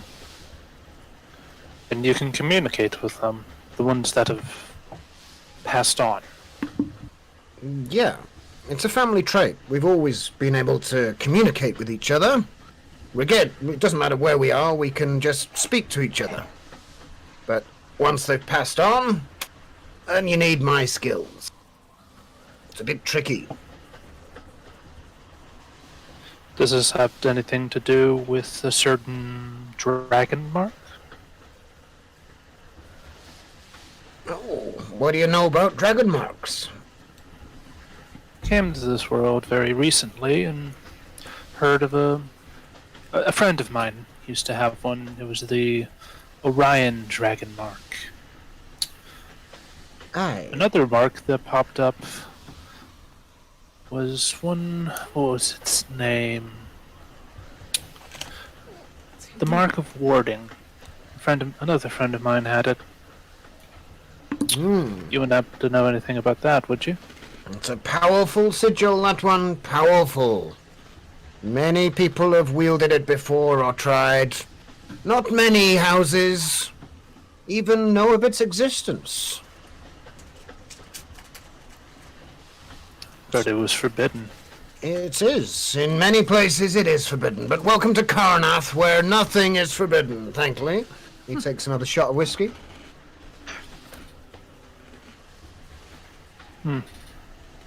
Yeah. I'd take a shot of whiskey as well. Take my advice, never go to Orndare or Thrain. You won't like it. Oh. Where is that, if I was to avoid it? Well, it's because of all these, and he wiggles his finger at your chest, and he says, all of these markings you have. They don't like it over there, and they wouldn't like you very much, but it's okay, because we like you when we're over here. This side of the Scions, no problem. Well, some problems, but not their kind of problems. Karnath and Thrain are mortal enemies. Even though the war's over, the war never ends. It never has done for these two, and it never will.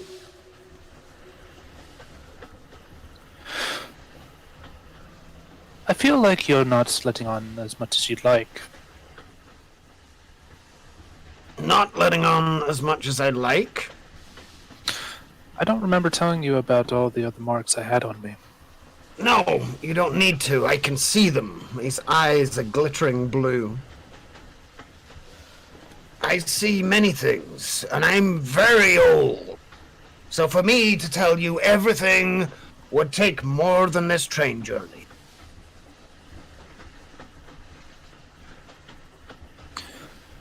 Alright.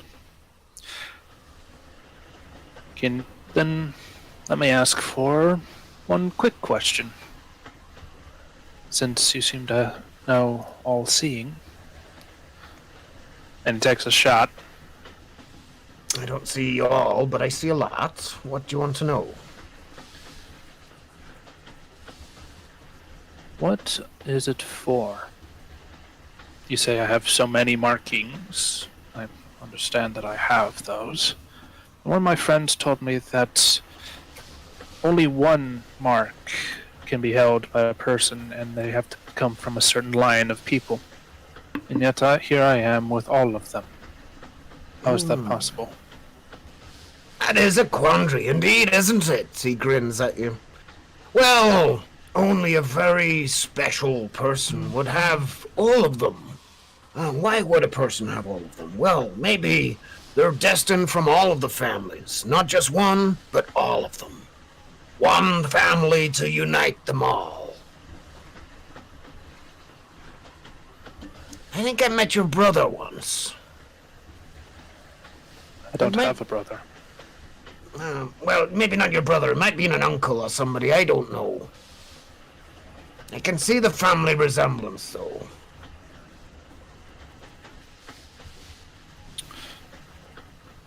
Where is this uncle or brother of mine? He points out the window. He's like, there, in the dust. See that dust over there? That's your ancestors and mine merged together. But we might find some friends of yours as we travel through Karnath. You've been here before. No, I have not. Well, we like the dead here. We like undead. And we're very well practiced at dealing with that boundary between life and death. I'll show you sometime, and then maybe we'll talk again about your tattoos.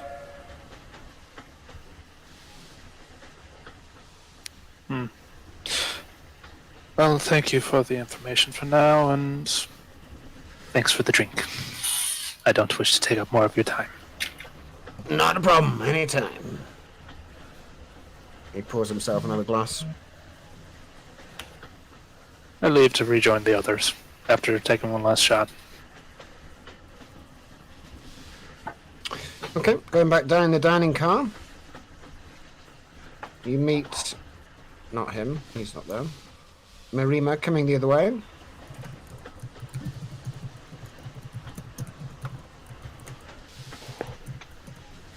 Hey, is everything fine?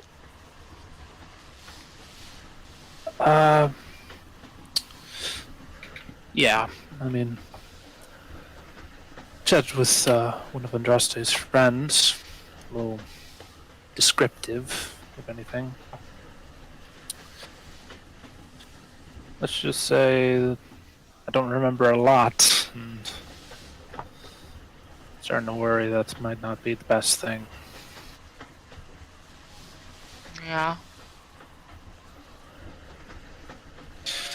Apparently I have answers to get to Incarnath, but now I'm a little worried, that's all. Do you think you could ask Andraste? Well, she seems to want to keep her distance at the moment. Yeah, true. Where is she, by the way? I don't know, it was fun. She was up front. Maybe. Rosie is sleeping with Rex. They are both drunk. Oh my god. Yeah. I know. Oh god, phrasing. Tovan and Andraste, as you jump aboard, which way do you want to go? Oh. Let's go back to our rooms and call for a healer. That might be the best move. Yeah, Tovan? Andraste is incredibly bloodied. Like, she is barely hanging on. A gust of wind as the door opens. You step inside the carriage and see Marima at the end of it. Marima and Kakashi, you can see Andraste's bleeding heavily. Looks like she's been through some ordeal. What Oh the my fuck God. happened? She's like clinging onto a silver cage with a soul in it. Okay, I get closer. I Pickled roll crisps over. and not beer. I'm going to cast a cure wound.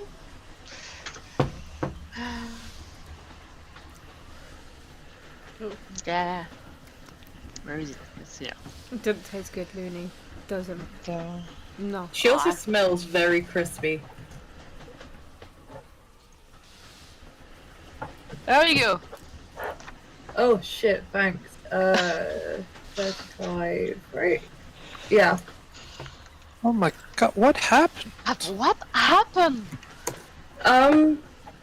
There's a guy in a toilet, which we accidentally opened the door on. And we claimed to be cleaning people and closed the door, saying the door must be broken. Then, like,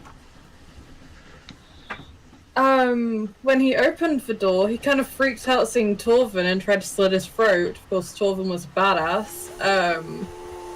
Then after I killed him, I put his soul so I could ask him, like, you know, some questions. And then, like, this big blue explosion happened, and I don't know, it's kind of a blur from there. I was, like, hanging outside of the train being, like, held by this blue electric thing.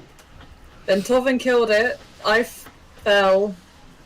Torvin jumped down, picked me up, jumped back on the train, and we're here.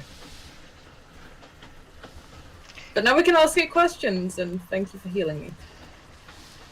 You're welcome. That seemed a bit excessive for.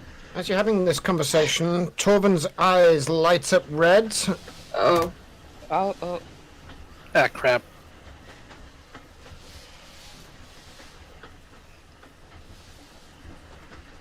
I'm waiting for a voice modulator now. It's gone quiet. Torvin, you hear a voice inside your head. Kill everyone. What do you say, Torvin? In order to respond, you must speak out loud. Oh no. Shush, no, you've already had food. Ted? Dead? Sorry, I'm just reading what you've just sent me. Oh.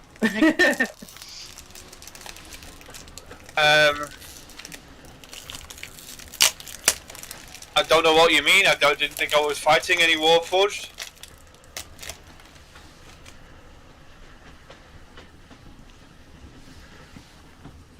Who are you talking to, Torvin? It appears the Lord of the Blades is communicating with me. What? Oh, what? Why can we meet you? We've been looking for you. We should talk.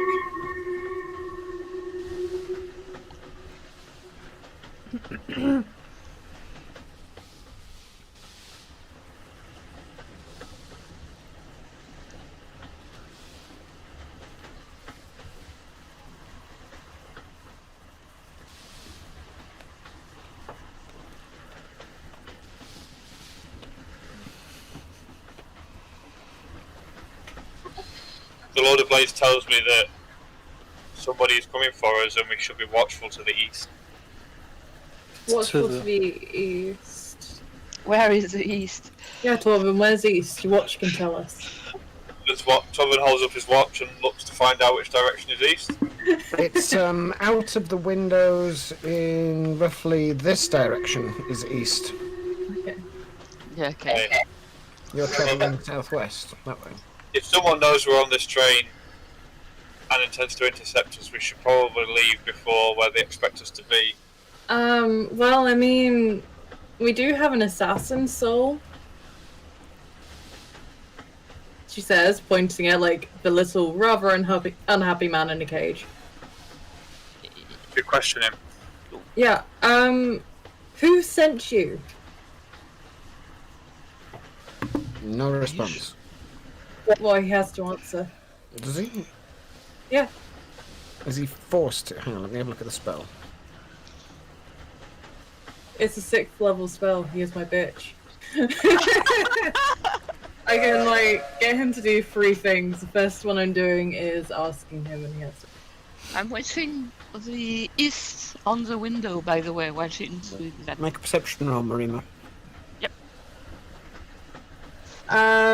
Query soul. You ask the soul a question, no action required, and receive a brief telepathic answer, which you can understand regardless of the language used.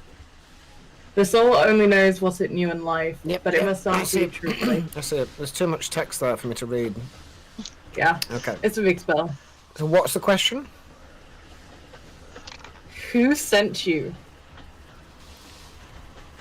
Mm-hmm. Mm-hmm.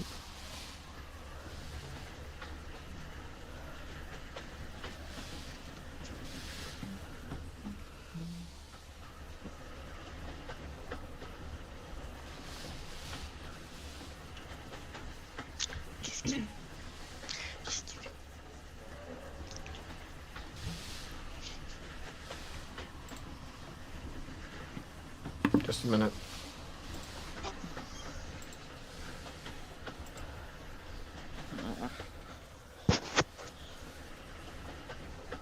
Oh, kitty cat. Yeah. Meow meow.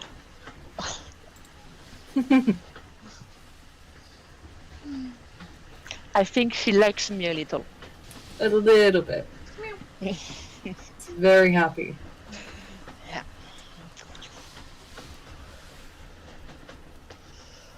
Antisocial fool. Oh.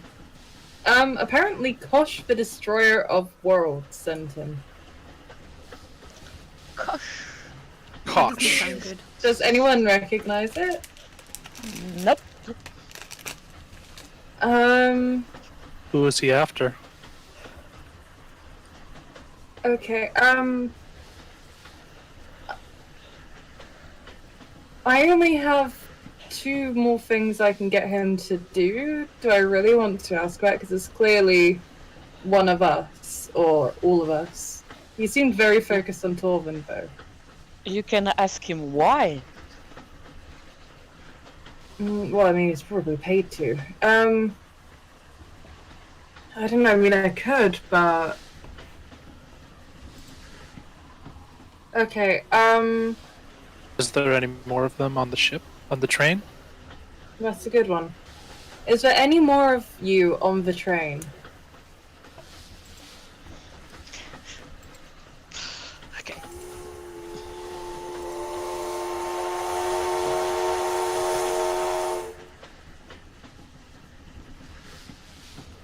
He doesn't know.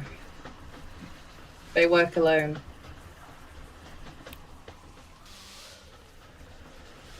If you sit there and stare into my soul, it's. I only got you one get more what you want. question, but I also partly want to send him It won't work.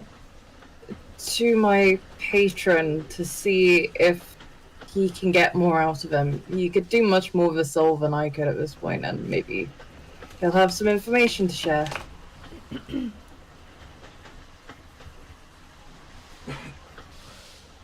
Go ahead. I shove him in the bag of holding. Okay. Oh, Yeah. God. Andraste puts her hand in the bag of holding and she brings it out. There's nothing left. Okay, I think he was captured somewhere along the way. Maybe, we'll find out. She looks over her shoulder for the imp. Like, do you know if that was received, or was it dispelled upon passing it through the holding bag? He's not over your shoulder, he's clinging to the ceiling. Oh, He seems to be unnaturally standing on the ceiling, defying gravity. Okay. He's like, wait a minute, give me a second. He closes his eyes and puts his hands to his head. Yep, message received. The boss says... hang on. Yeah, the boss says that he's an assassin. He was sent to kill you and... I don't know. There's a thing that he had to get to, but we don't know what it means. It sounds dwarvish. Might be something to do with the engine. He might have put something on the engine, in the engine, around the shit. engine. His job was to stop the train, to slow the train down. There's somebody else that's chasing him, and they can't... Oh dear. No, sorry, that's all we got. Okay. Sorry about that. I mean, it's more than we had. Andraste like rushes into Rosie's old room, grabs the intercom thing like, Harvey, we believe a bomb or something might have been planted in the engine. Harvey comes immediately drifting directly through the walls. I'm sorry, what? A bomb? Who? Where? What? We got attacked by an assassin, and apparently he was trying to stop the train. Oh my! Oh, we must pull the emergency cord at once. We must stop the train.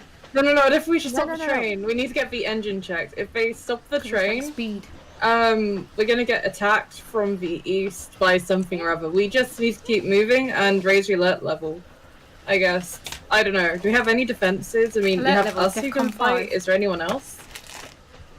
He hooks his thumb to the entire dining car. He's like, yes, I have some people here. Yeah. That's obvious.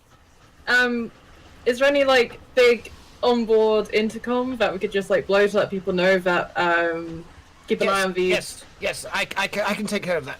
Thank you. I'll yes. And get someone down to the engine.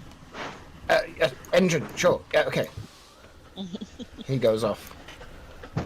Okay, we should make our way to that dining cart and group up. Oh god, Rosie, we need to get to Rosie. Do you have something to cure alcohol disease? Well, it's not disease. Because I don't know. she finished that bottle all by herself. Do you have lesser restoration? Nope. Okay, no, we're screwed. Let's just try and... Torvin, do you think you can carry her? I'll try, yeah. Okay, yeah, Torvin can carry Rosie and Michelle. Okay, so Kakashi Torvin can moves carry at Rex. half movement if he's carrying. Torvin goes back, the door is locked. Marima has the key. Wait, Yeah. no, Torvin has the key. Torvin unlocks the door with his watch, picks Rosie up. Rex is snoring away. And Torvin can move back through the carriages carrying Rosie at half speed. Okay. Yeah, I guess we're gonna stay like grouped up and make our way to the dining cart. Okay. So stepping into the dining cart in the same formation that you were in.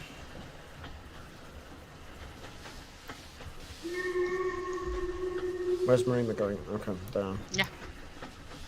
Where's Kakashi now? There he is. Kakashi is up front like a boss. Yeah, it was up front. Torvin, as you enter this chamber, you recognize 3 of the individuals stood here. And something's gone wrong with my roll 20 again. Just a minute. Stop looking at me from Why has it distances done and that? meowing at me. It's not going to make no difference. Okay, yeah. Do you want to go back in your home? Come here. Come on. There are a cluster of people all gathered round Beldin in the corner. He's telling another anecdote. And there are 3 individuals that are with him, as well as his usual crowd of cronies. They're all holding glasses that are half full and listening to Beldin intently. He sees you step through the door. He's here they are, the Applelords. I believe you know some friends of yours. And you turn and look as these 3 men in their leather and steel armor turn to look in your direction. And if roll 20 would fucking work for a second, please. Hang on, I'm just going to reload roll 20.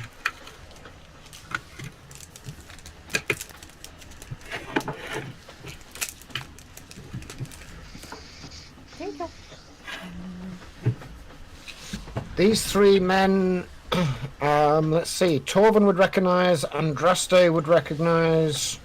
I don't think Rosie or Marima have ever met them, nor Kakashi. But these 3 men are seasoned warriors that you have done battle with before. And stepping forward, Yes! you have Connell Highcard, Jamonsa Ord, and Devon Garlic. Yay! Knowledge! Alright, boss, what are you doing out here? Got a drink for you. You look a bit different, boss. Is that new armor? Something changed about you, and your girlfriend's changed as well. Oh, this is new. We weren't together before, but yeah, sure, whatever. Shush. Holy crap! How are you here? Wait, we got the lightning train here. We heard from some people that you needed us. You needed some help. That's brilliant. Okay, so for you guys who haven't met them, she says, turning around to the rest of the apples. These are Torvin's men. They helped us stop the dragons back home. They are fellow dragon slayers. All right. So. And Thorvin's men from Waterdeep. They're all human. They all smile at you. They all look like their armor and weapons are well maintained and kept, but they clearly know how to use them. They stand with that accustomed grace of men who've lived through difficult moments together and rely on each other heavily and automatically defer to Torvin. Nice to meet you. I'm Kakashi. Yeah, oh, okay. Good to meet you. You look like one of those, what were they called? Those fellas back there that we saw? Oh, yeah, zombies. Yeah, you look like a zombie. No offense intended. Are you a zombie? I think I'm alive. Thank you very much. All right, no, I don't, okay, yeah. He pokes your chest with his finger. He's like, yeah, he's not squishy. He's definitely alive. Rosie's just gonna wave a stick at them and go, moo, moo, moo, moo. All right, love. What's her name? Her name is Rosie. My name Oh, this is Rosie. She is drunk. Yeah. Oh, yeah, this is Oh, it's all right. We're halfway there. Do you know where the Alright. train's going? What are we doing here? Nobody's really told us much. Well, right now we're battening down the hatches for a potential attack on the train, and we have people checking the engine because that might also be rigged to blow. Apparently, we have to watch east. I'm Mirima, by the way. Pleased to meet you, Marima. I'm Connell. Connell Connell. steps forward. He's got dark skin and a narrow goatee beard, well-maintained goatee beard. Actually, no, I've got I like them the mixed beard. up. That's Jamon. Sorry, Jamon steps forward and he's got a well-kept Timon the goatee Vampire beard. Slayer. Yeah, I killed a vampire once. Yeah, one which like we really struggled against. It was pretty impressive. Connell just says it still only counts as one. I'll start watching east again. Okay, make a perception roll. Looking eastward out over the plains that you're trundling past. Looking out the window, it's quite a dirty window because it's a well-used train. It's not been cleaned in a while, so it's kind of mud-speared on the outside. There's dust that's kind of drifting across the plains. There's a few fields out there, but looking east is looking into Talenta.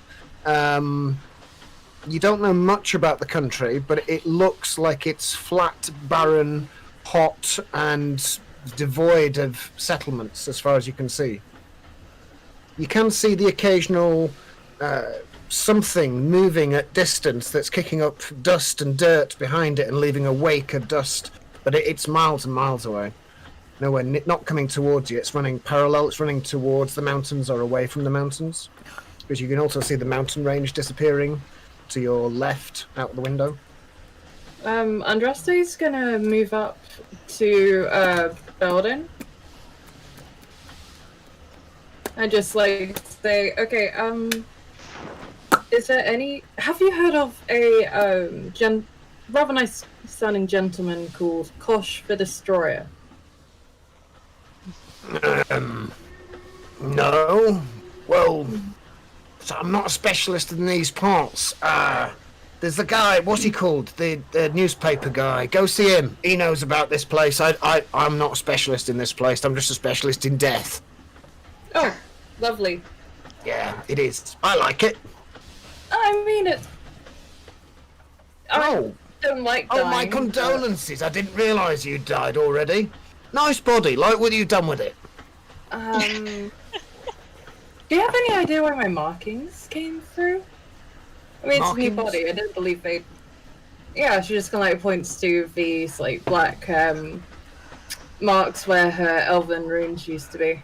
Oh, yeah, they're tiefling tribal markings. Something about a dance. I don't know. Best speaking to my brother. He kind of reads that shit. Wait. But these are the same markings I had on my elven body. But marking's not my cup of tea. Okay. I'll ask him next time I see him. Death, disease, tomato sauce. They're my specialties. I'll have to continue with a tomato sauce recipe sometime. I do have a good one in mind. Anyway, thank you. I look around for Archie. Archie's not in the cabin at the moment. We can't see him. Marima, one thing you did notice as well out the window is that there are parallel lines to this one. You are not the only lightning rail on this section. There is another line to your left and another one to your right running parallel with you. Okay.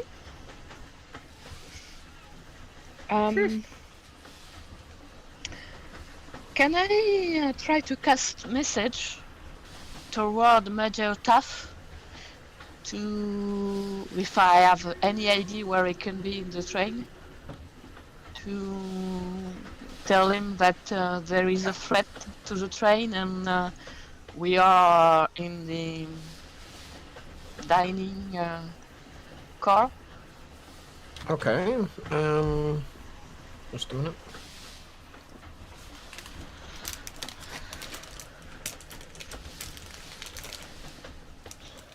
No response.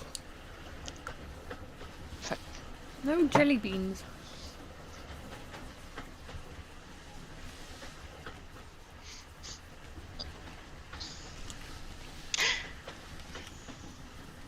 Can I cast sending to say the exact same thing?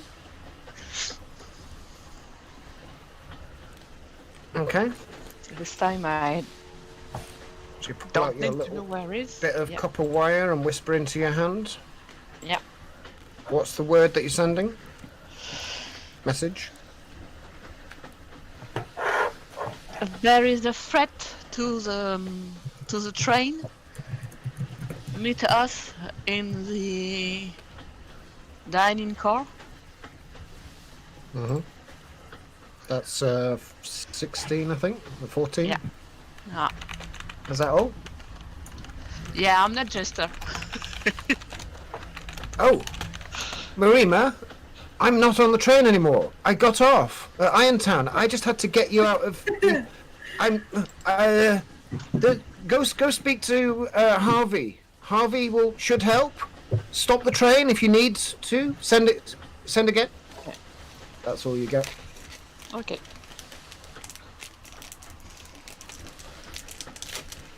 Well,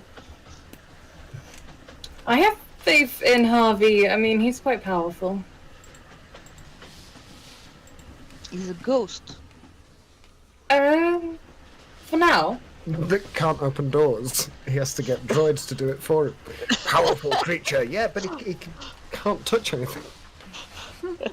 Well, He said that he was going to call everyone, so yeah. that's how he does so.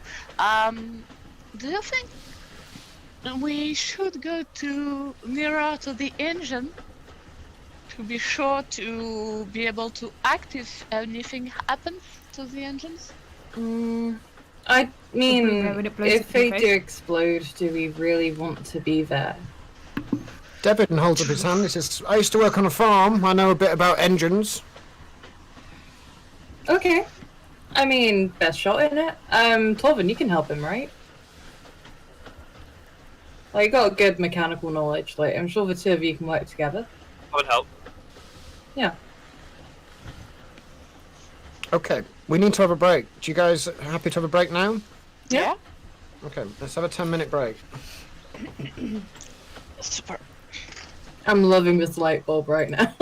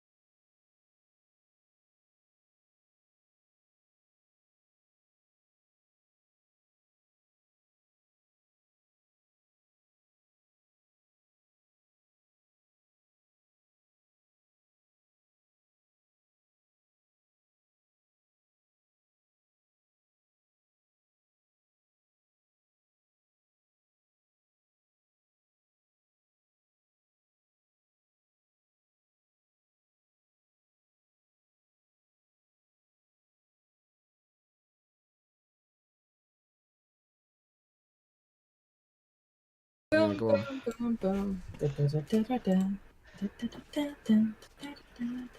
And we're back.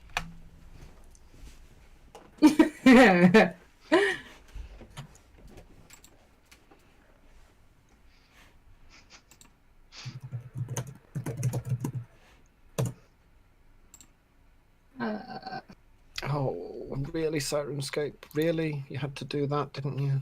Yes. Let's break it. It's not hard. With the greater, it's still in beta. It's still a beta. As Frenchie kindly reminded me, it's still a beta. I Oh, tend to be very patient with that kind of thing. Oh, it's still broken. Hang on. It's my work after all.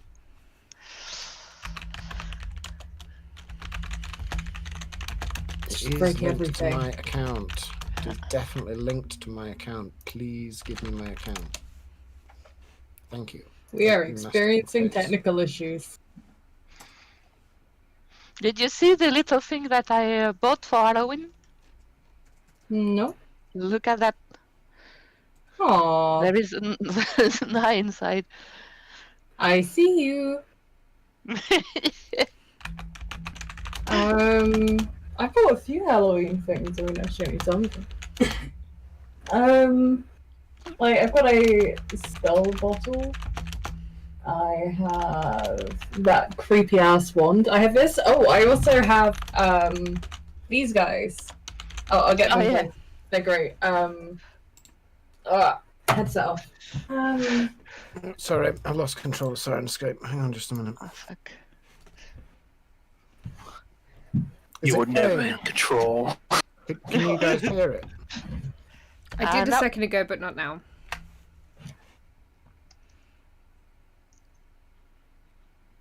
Ah, yeah, I know that.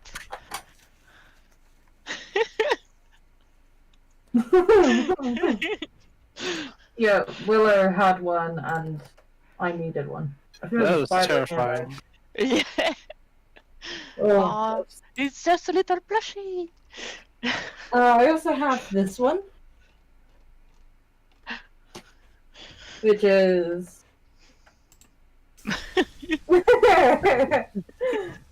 I am beautiful. I feel like this is a great improvement, actually. Very much the same as the ones that you saw when you came around here. Yeah, I think they are the same ones, aren't they?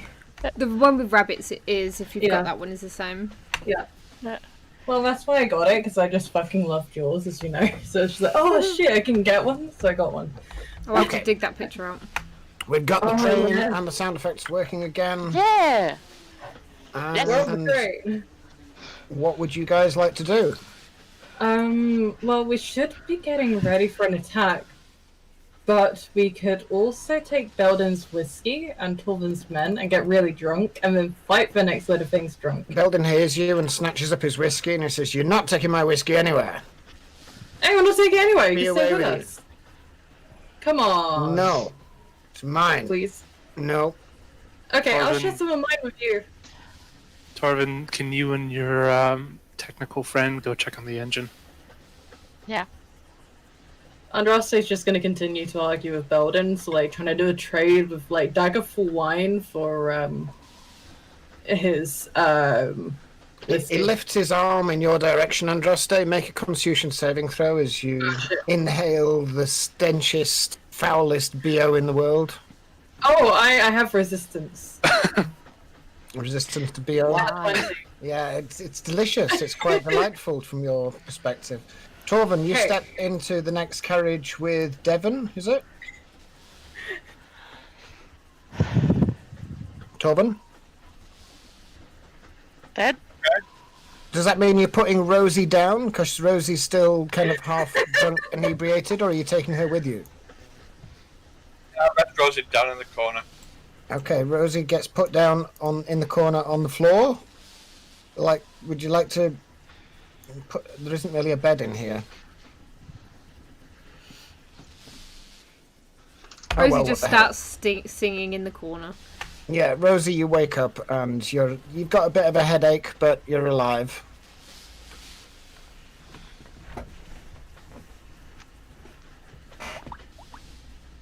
Torvin and his man disappear south. Connell and Jamon step up to Rosie and Marima. And ladies, would you like to dance? Sure, why not? It's gonna be hard, but I can provide the music. Can I make an inside check?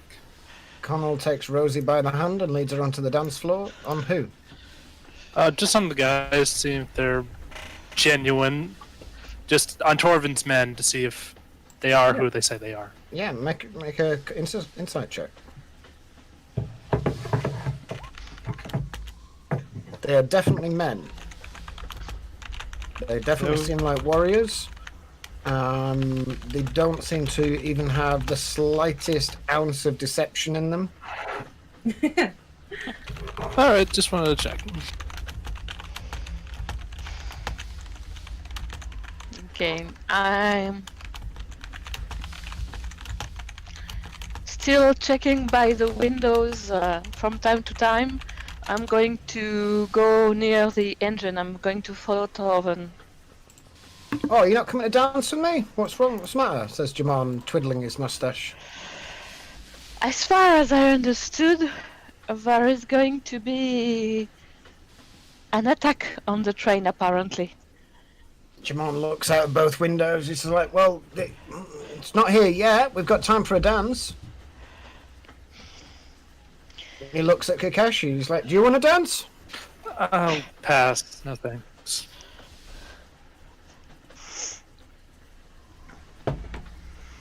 What I propose is I go towards the engines and I warn you if anything happens. Is that okay with you? No. I've got a better plan. I'll come with you, and when we come back, we'll have a dance. Alright. He tips his hat towards Kakashi. Sorry, mate, you missed out. I'm going with a young lady here. Okay, so I go toward the engines. Okay, so you step into the next carriage. By this point, Torvin and his men have already got to the end of the next carriage and probably even further. Okay. Rosie, what are you doing? Are you dancing? I'm dancing. Make a performance check. Come on, Rosie.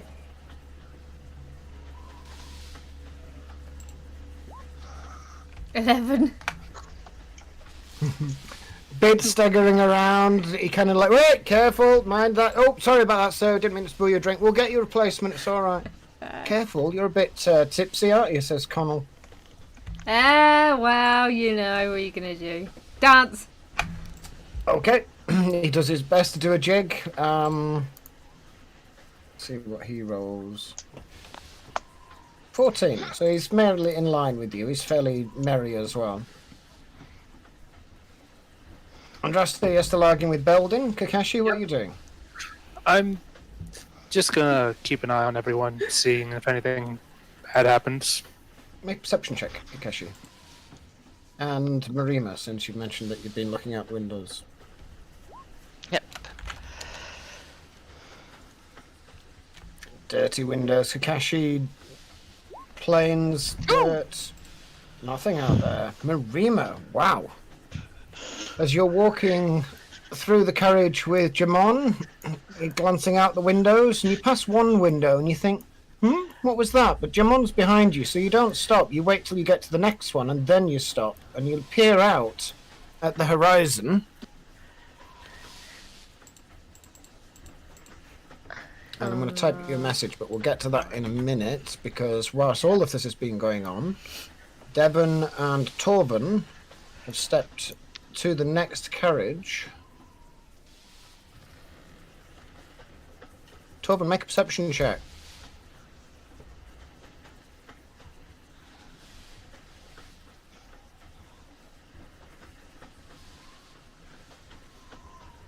Okay, Torvin, as you step between one carriage and another, you glanced off to your east as well.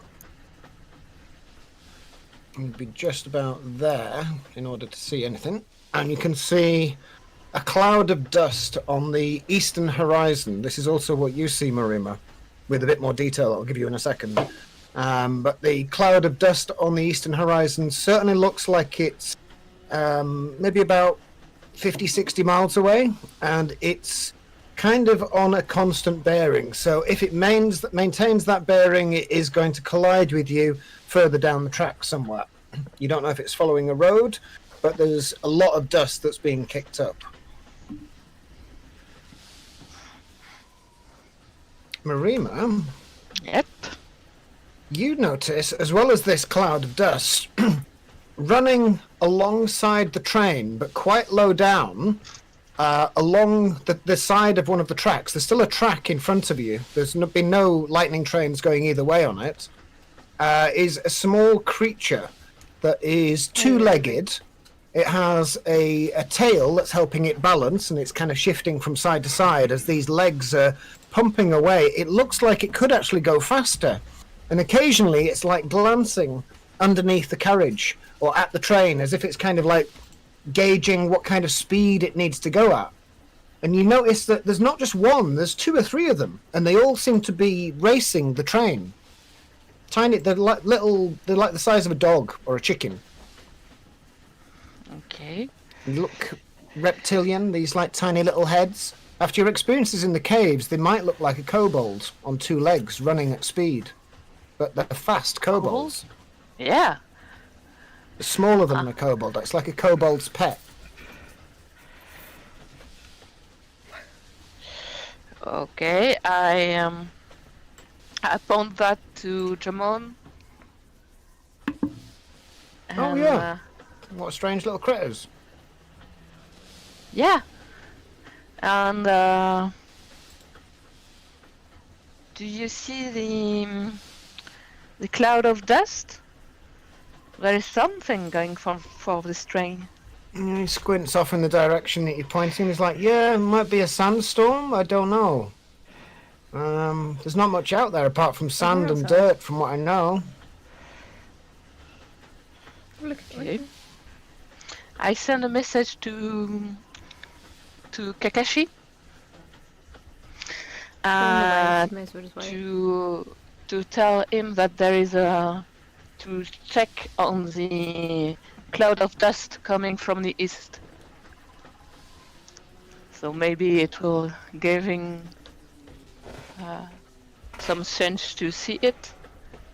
So you keep using this spell, and it says you point your finger towards a creature within range. The range is 120 feet. Yeah. But you kind of got to know where Kakashi is, and you can't see him. Yeah, but I know where he is. Yeah, not instinctively. You know where he went to. That'll But be okay, done. that's fine. We'll let you use it. Okay. So that's all I say to Kakashi. Okay, I look out the window and keep my eye on the dust storm approaching. Okay. You watch a few of these little reptilian, fast-moving chicken things. One of them gets a bit close to the adjoining lightning rail and gets zapped by its lightning. It immediately goes limp and just twitches a few times. And the other 2 kind of like laugh and keep pace. You know I'm arguing with Belden. Yes. Can that count as a short rest or trying to take a short rest?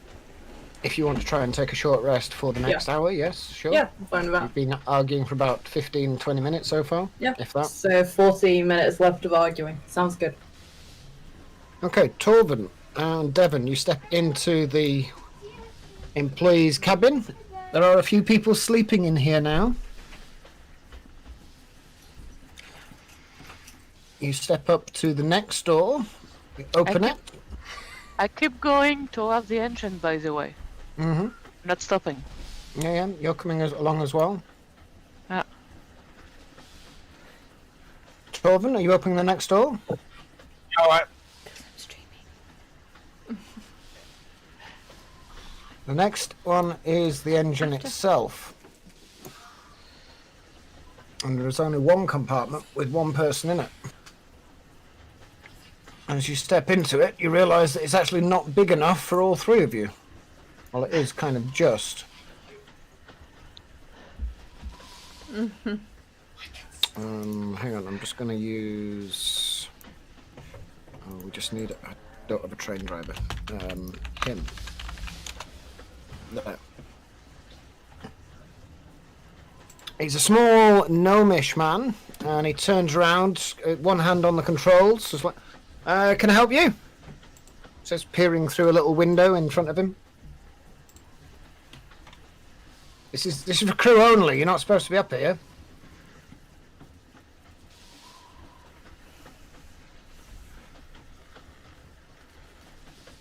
Ted?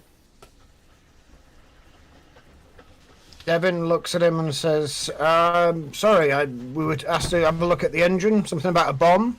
Bomb? There's no bombs here. Ted? Ted? Can't I don't think his mic. mic's working. Try disconnecting and reconnecting, Ted.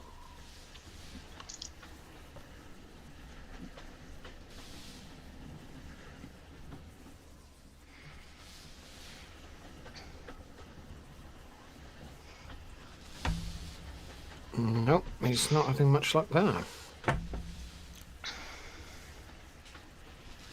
Oh, he's back. Can you hear me now? Yes, Yeah. you're very Yep. quiet. Okay, well, this is an emergency. We need to make sure everything is safe.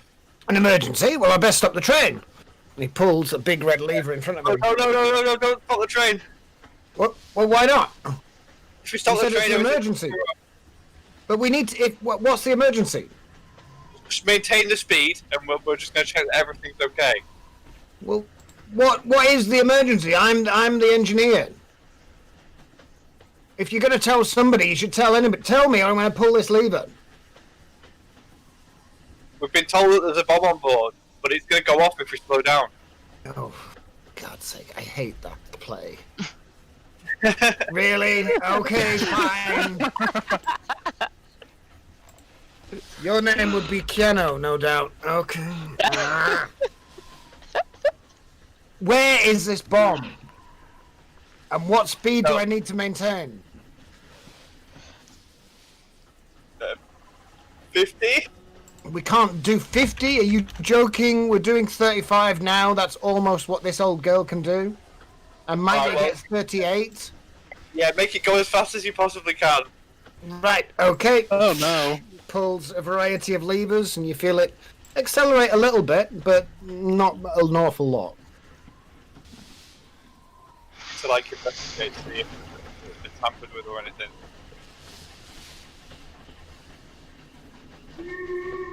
Blows the whistle just to be sure.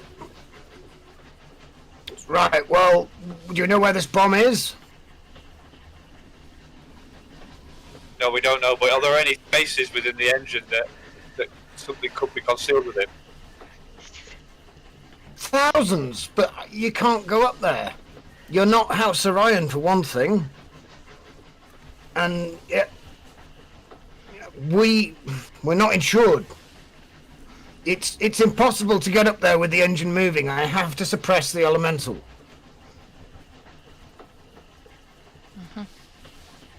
You go up there, you're gonna die. We have to stop. If there's a bomb on board, you have to be able to fly. To get this, I mean, like, basically there's a ladder here that you can go up and it'll open the hatch for you. This central section, this grey bit, is rotating at speed. And occasionally there are these jets of steam coming out of these vents on the side, and there's 6 on each side. Before you get to the point at the front. But the main problem is this thing that's rotating. So you have to find some way to fly up and over it.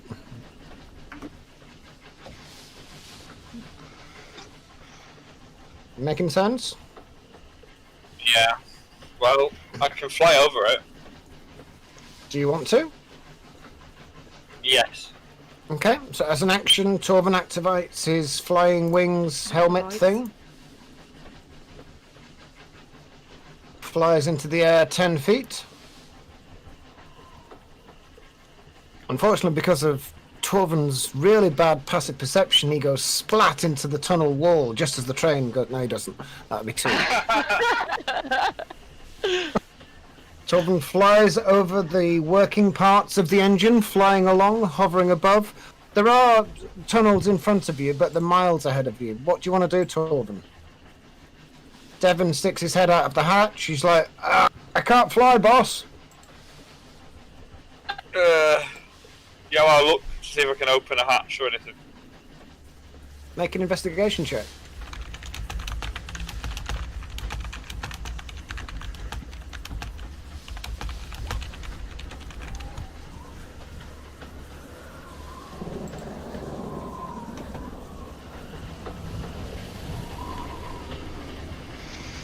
Okay, looking down at this collection of metal before you, even though you have some proficiency and understanding with land vehicles, this is an elemental creature contained inside this tube that you're stood on, and there is some kind of cooling mechanism, some kind of, doesn't have wheels, it doesn't have an engine that you can get inside and understand.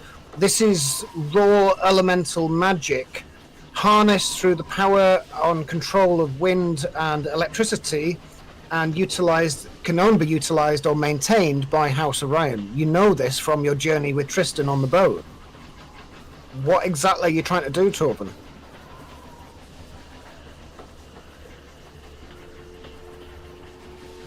You can't see anything out of place that you understand that would have its place. Everything seems to be symmetrical to any degree.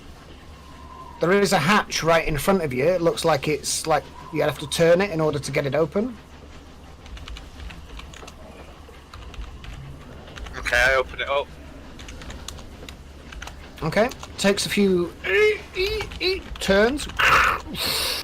Jet of air comes rushing out. Looking in, you can see a variety of arcane moving parts, flashes of arcane purple energy, and this roaring column of tornado somehow contained within this metal cylinder. Your hair starts to whip around all over the place. You're kind of hanging onto the edge. Diving into it would be like diving into a whirlpool, but you're going to get whirled around like without the water inside a mixer.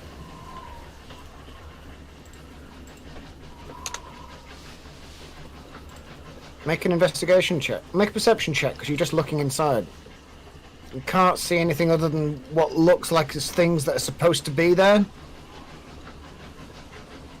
Devin shouts over the winds, like, do you see anything, boss? Do you need any help? It all looks alright, mate. Maybe there's no bomb.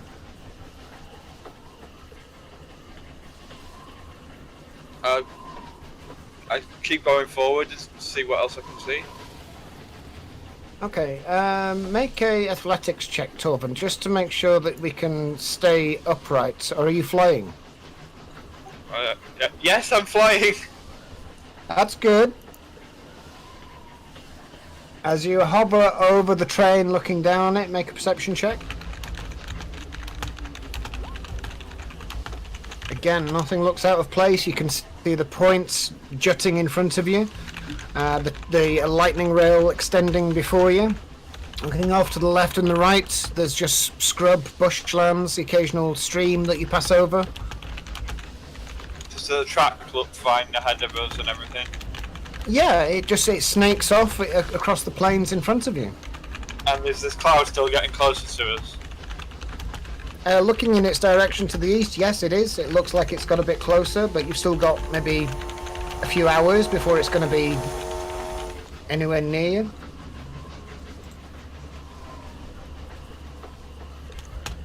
Alright, there doesn't seem to be anything wrong up here, so I'm going to go back. I'll fly back to Devon. Okay, flying back to Devon. Engineer sticks his... Hey, hang on, go back. Close that hatch. Oh yeah, I can close the hatch. Okay, you go back, close the hatch, go back to Devon. Engineer's like, you find anything? No, everything seems in order up there. Sorry to get you worried. Yeah, well, what was your name?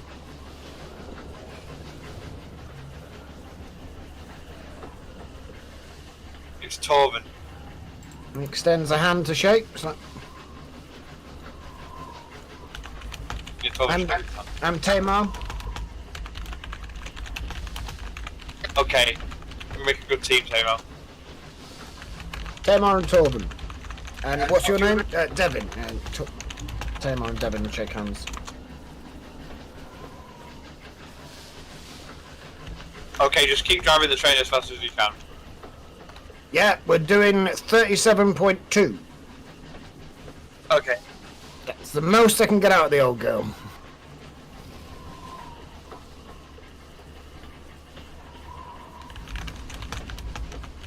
Marima. Where's your escort, Marima? Jamon, where is he? There he is. Jamon steps into the quarters with you. He's like, oh, smells like the barracks in here. True. Yeah, excuse me, some of us are trying to sleep, says somebody in a darkened bunk. Oh, sorry. All right. Wait, isn't it damaged anymore? No, it's been repaired. It got repaired at the station. You meet Torven and Devon coming the other way. Everything is all right. Well, it looks that way. Okay.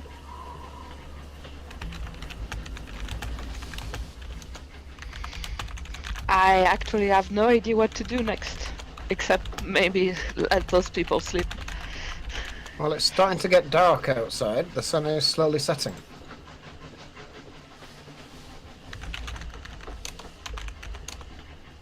Torben is quite tired after his escapades outside. Doing a little rest. You want to take a short rest? Long rest? Short rest. Okay. Where do you want to do the short rest? Back in the cabin. Okay. How long have I been arguing at this point? 25 minutes. Okay, needs a bit longer. Meanwhile, Rhodey and Connell are dancing away. Connell finishes the dance. Thank you, my lady. No, thank you. Can I get you a drink? Sure, why not? He clicks his fingers and orders some wine for the pair of you. Ushers you over to a seat. So, what brings you to these foreign parts? You don't look like you're from Eberron. No, just travelling with my mates. Oh yeah, do you know Torven? Yeah, I know of him. I've been travelling with him for a while. He's a good man, is Torven. It's good to have with you in a fight. He's our boss. We've done many things together. We killed dragons together. What do you think about his new form? It's a bit odd. I guess it's that kind of new style of armour these Warforged people have, but... I suppose, Yeah. you know, that's what happens when you make deals with demons. Demons? Yeah. Huh? Well, he's a Lord Marshal of Waterdeep. I don't know what the Chief Marshal of Waterdeep will think about making deals with demons. That's not. I'm sure there's something about that in the King's Rulebook saying you're not allowed to make deals Well, with demons. I don't think he did. I think his girlfriend did, and he just followed. Oh, he looks behind at Andraste, still arguing with Beldin. Her, back there? Rosa just nods, drinks her drink. One eye open and one eye closed. Yeah, that one. So hang on, this stuff that Torven's wearing, it's not armour? No, that's actually Torven. His Oh, soul's that's in there. weird. Yeah. What the fuck? I know. Where's his body then? Dunno. Because I thought there's... have you met... what was she called? That girl? Marmalade? Jim Jam? There was a girl that came with us and she's got one of those suits of armour. We thought it was suits of armour. But then we see people walking around and we're told that they're, like, mechanical. Yeah, Warforged, is it? I think their souls are inside them. Oh, no, this girl, like, wore it like a suit of armour. She came with us from Faerun. She's here somewhere. I haven't seen her for a while. Maybe she got off. That could be interesting.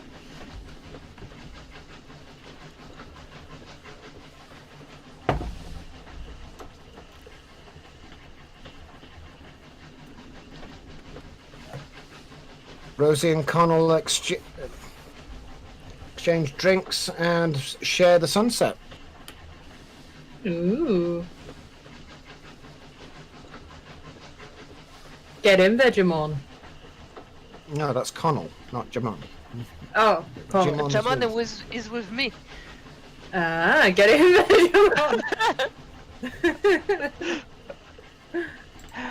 Okay. Look, come on, this is perfectly good wine from Faerun. You know, maybe you want to just share a glass each. You know, a glass of mine for a glass of yours. Come No. on now, please. No. Aren't you supposed to be resting? Get off my whiskey. I am resting. I find annoying you incredibly relaxing. Yeah, alright. Let me add something to your drink then. And he shakes his hands over it, and you see this arcane dust fall into your drink. And suddenly there's something moving and alive in your drink and swimming through it. So there you go. Drink that down in one. Sure, YOLO. When does, like, listening to someone they say chug go wrong when you're in Andraste? I neck it. Sure, you neck it down, including whatever creature he created. Yeah. And he slaps you on the shoulder. It's like, yay, that's the kind of drink. Ah, let's have another. Yeah! Meanwhile, Kakashi, you feel a tap on your shoulder. And Harvey stood there with one of the little floating droid things. It's holding out a triangle of metal and glass. And on this glass, there is the word waiting. So, Mr. Kakashi, we've managed to secure a connection. We brought it to you. We keep missing you, so we didn't want you to miss this time. If you'd like to take this with you, and he gestures towards the entire triangle thing that the droid is holding. So, you will get a message in the next 2 to 3 minutes. Okay. Thank you so much. Okay. I'll take the triangle. I look over to if Rosie. Say, I'll be back. Hopefully you can. If anything happens, just shout. I'll come running. I'll be in my room. And I go to my room. Rosie's just gonna give him 2 thumbs up, like, yeah, sure, whatever. I'm getting laid! Woo! No, Kashi goes to his room. I think that was your room, wasn't it? Yeah. Yeah, I believe that was the one. Are you locking the door? Yeah, I'll lock the door. Okay. Door is locked. And I wait for the transmission. Or whatever. You wait, watching this section of glass, and like, how does this work? No idea how it works. Best not to ask. It's a green, fuzzy image that slowly goes and appears a face. A face that you recognize. A lady with blonde hair pulled back into a ponytail, white-skinned. It's not really transcending the green screen that you're looking at her through. It's kind of it's like looking at an Apple... What are those things? ZX Spectrums back in the day, but you don't even know what that is, do you? Showing my age again. You're looking at a very primitive image receiver of Sutari. Kakashi. We meet again. Hi, Sutari. Sorry I missed you. The door was jammed and I couldn't get in during the right You're amount of a time. very hard man to find. But that's what we like about you. How How did are you? doing? That actually brings up a good question. One you probably answered, but I can't remember. But how did you find me exactly? The first time? Put that so I can share it. There is a way that we can find lost souls, shall we say. They call to us. They speak to us. We can hear them when they're not protected, as you are, as you have been. Since we offered our protection to you, you have been almost invisible, which was required. How are you? How do you feel? Physically, I feel the same.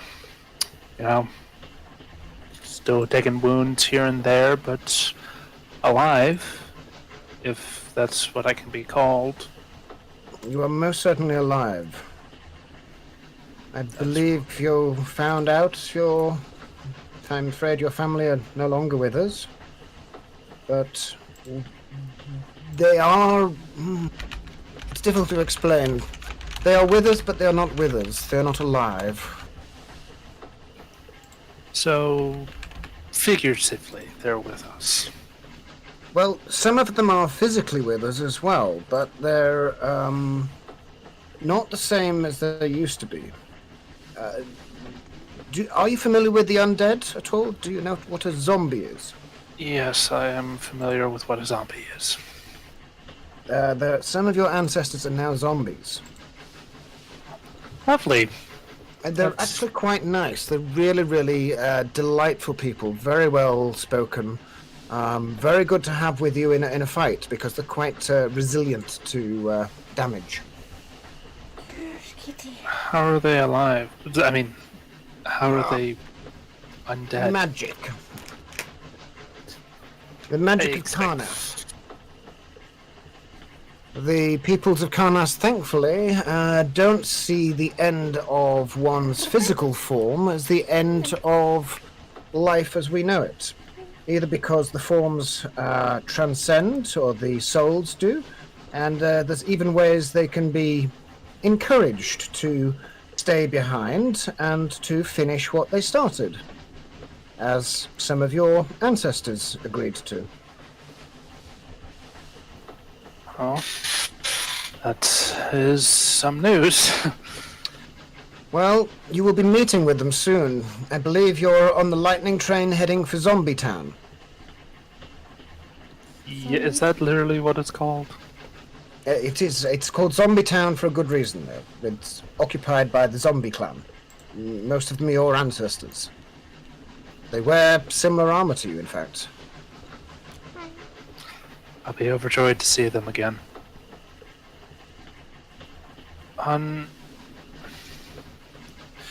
There's something that troubles me. Hmm. Before, you've read my mind and you've seen what I've gone through, have you not? No. But I think I know what you're trying to ask. You want to know what the markings mean? Well, I remember you said they were protection from the Raven Queen, but now I'm hearing they're markings of different houses. And there's still that... Yeah. And on another subject, there's still that black creature, or black smoked thing. I will remember attempt to seeing. explain it to you in terms that you hopefully will understand. You are a passenger aboard a lightning train, yes? Yes. So it would be fair to say that the lightning train is a vessel in which you travel. That is... Yeah, okay, I'm following you. And in order to keep you protected from the raw elements of the lightning and the wind and even the friction that you would experience were you to travel across the ground face first, there are things built into this environment in order to protect you and encourage a safe transit, whether it be somewhere safe to sleep, somewhere to defecate, windows to keep the wind out, carpets to walk on, food to eat. There are elements that are encoded into the very structure around you that help you get from A to B. Yes? Okay, I'm following you. Good. You are a lightning train. You have very important passengers within you that need escorting, partially because some of them can be a little dangerous, and some of them need careful, protection and security and a willing soul, brave warrior to carry this entity. And this entity is... I cannot speak its name. Nor can you. Nor can any living soul. It is unique in the universe, and there are none like it. To speak its name gives it power. And we do not wish to give it power. We wish to remove its power with your help. There is a time when you will be free, not only of these markings, but the passenger within you. Passenger's probably the wrong word. Parasite is probably more suitable. Parasite. Oh. I think I had like passenger before. Wow, that's a lot to take in. This is why we didn't tell you. But you are almost at your launch site. Once you have reached Zombie Town, it's only a small journey into Sire.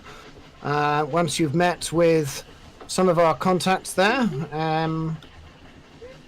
yes, hopefully, do you like the Warforged? Warforged seem nice people. Generally speaking, they are. Lord of Blades is a bit of a problem, but that's because he hasn't decided whose side he's entirely on.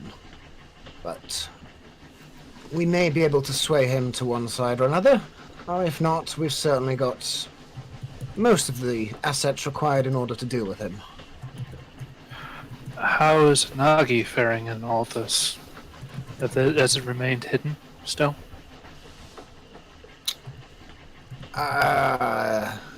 Yes. Yes. Unagi is hidden. I'm not far from Unagi at the moment. Oh, look at this. This is fun. And she picks up a scroll off her desk, and she puts it in front of the viewpoint and leaves it, lets her hand, and it just drifts slowly. She's like, look. She taps it, and it spins end over end, following its own gravity. She's like, I'm not actually on the planet with you. I'm on what we call the ring, and we're not far from Uganagi here. It's secure with us. That is safe to hear. It's not quite the same it used to be. Obviously, a transition to this high in orbit does certain things to the structure of a planet. So bits of it are here, bits of it are over there. So, but we have all of the bits. Okay, that is an interesting way to say it. She holds up a scroll and she says, like, this is a map of the bits, and it's just like a massive star field of asteroids just lumped all over the place. She's like, it's part of my job is to work out how they go back together. But you can help me when you arrive, because obviously you've actually seen what the original was like. I was talking to your sister earlier as well. She wanted me to pass on her regards. She said she would try and catch up with you, but her form is inhibited. I'll let her explain it to you. I don't want to tell you too much. Yeah, sorry. Will I see her when I get there? Possibly. She may be in Zombie Town by that time, or she'll be somewhere. She's definitely on the planet with you, which is more than I am. Oh, we're losing reception. We're going to lose. Have you any final questions for me? I'm going to cut out soon. What is that thing? Actually, no, I'll ask that another time. Thank you so much for your service to my family. I know it's not easy to do. It's Thanks. okay. Pays well. Safe travels. See ya. It breaks up.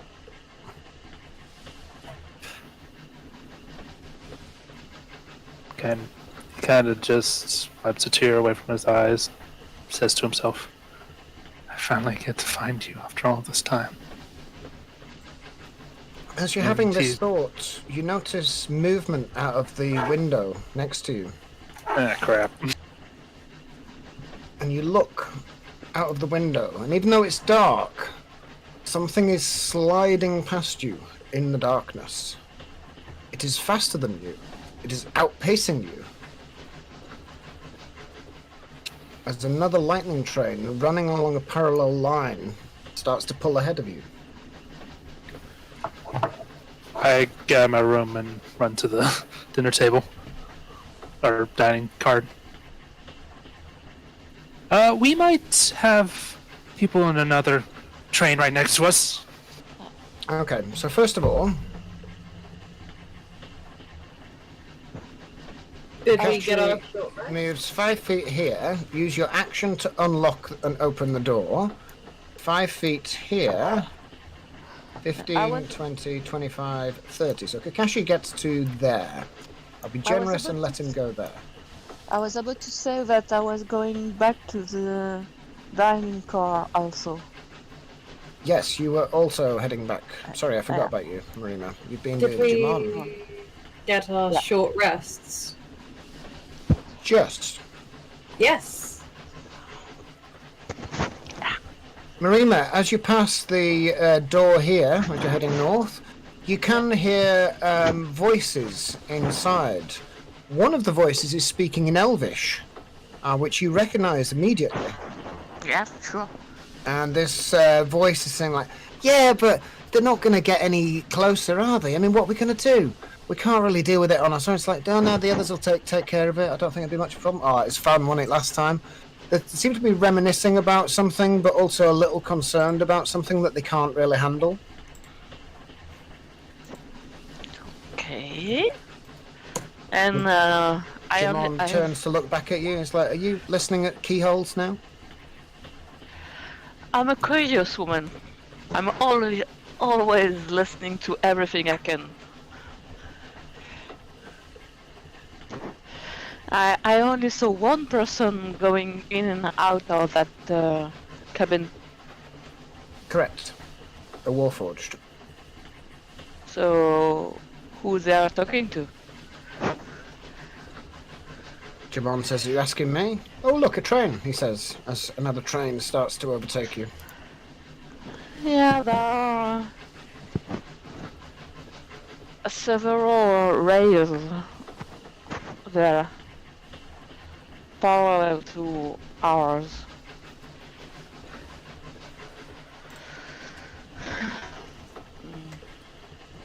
I keep going toward the dining car. Okay, so you carry on making your way.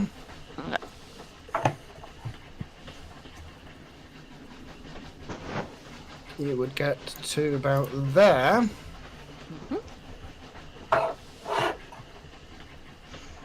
Rosie and Andraste, you're just finishing your long rest. Belden's just filled your glass of whiskey again, Andraste. I hold it up, like, waving it, like, slightly at my imp, like, hey, you gotta try some of this, man. It's good. Connell take a shot. But Connell points at the western windows. He's like, Rosie, what's that? He points through these windows here. And as you look to see a train pulling alongside you.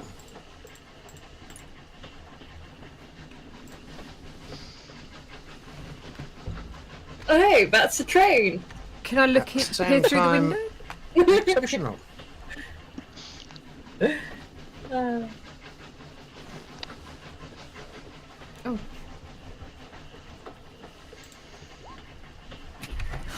Dirty windows, and it's dark outside. You can see that a train's moving past. Your train is illuminating. This train seems to be darker than yours. It doesn't have windows on it. But it does Can have I? a door that slides to one side, and inside there is some kind of contraption that lights up and fires a beam of green energy that lances through your car and travels with it, cutting anybody in this area in half. What? Oh shit! Who? What area?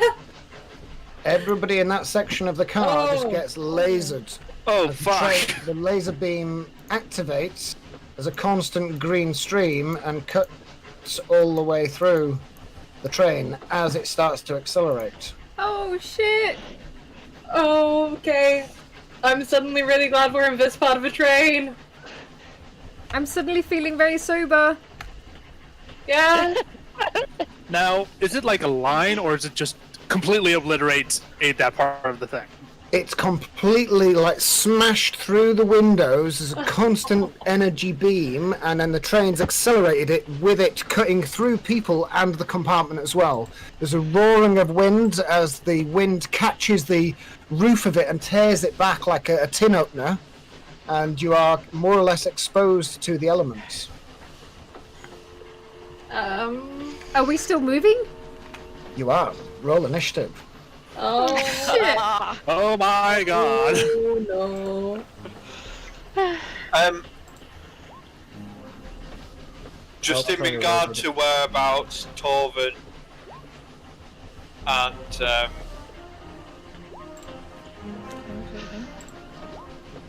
Don't do. Hey, Rosie. we went back to the cabin, didn't we? So Yeah. You're not about to get cut in half.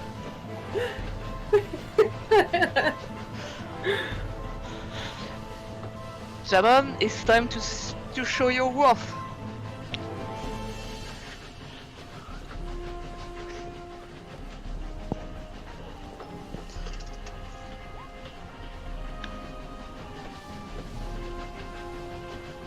Jamon is Vermon.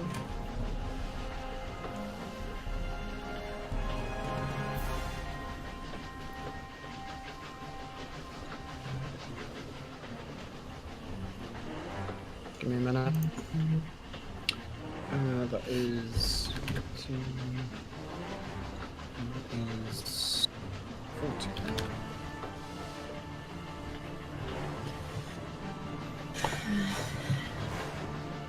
This is where it's for dicks again or whatever.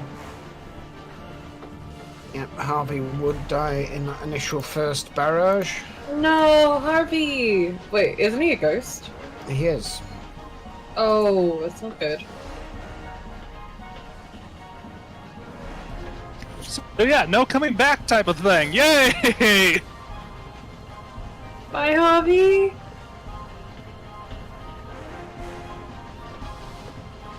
We love you, Harvey. Oh.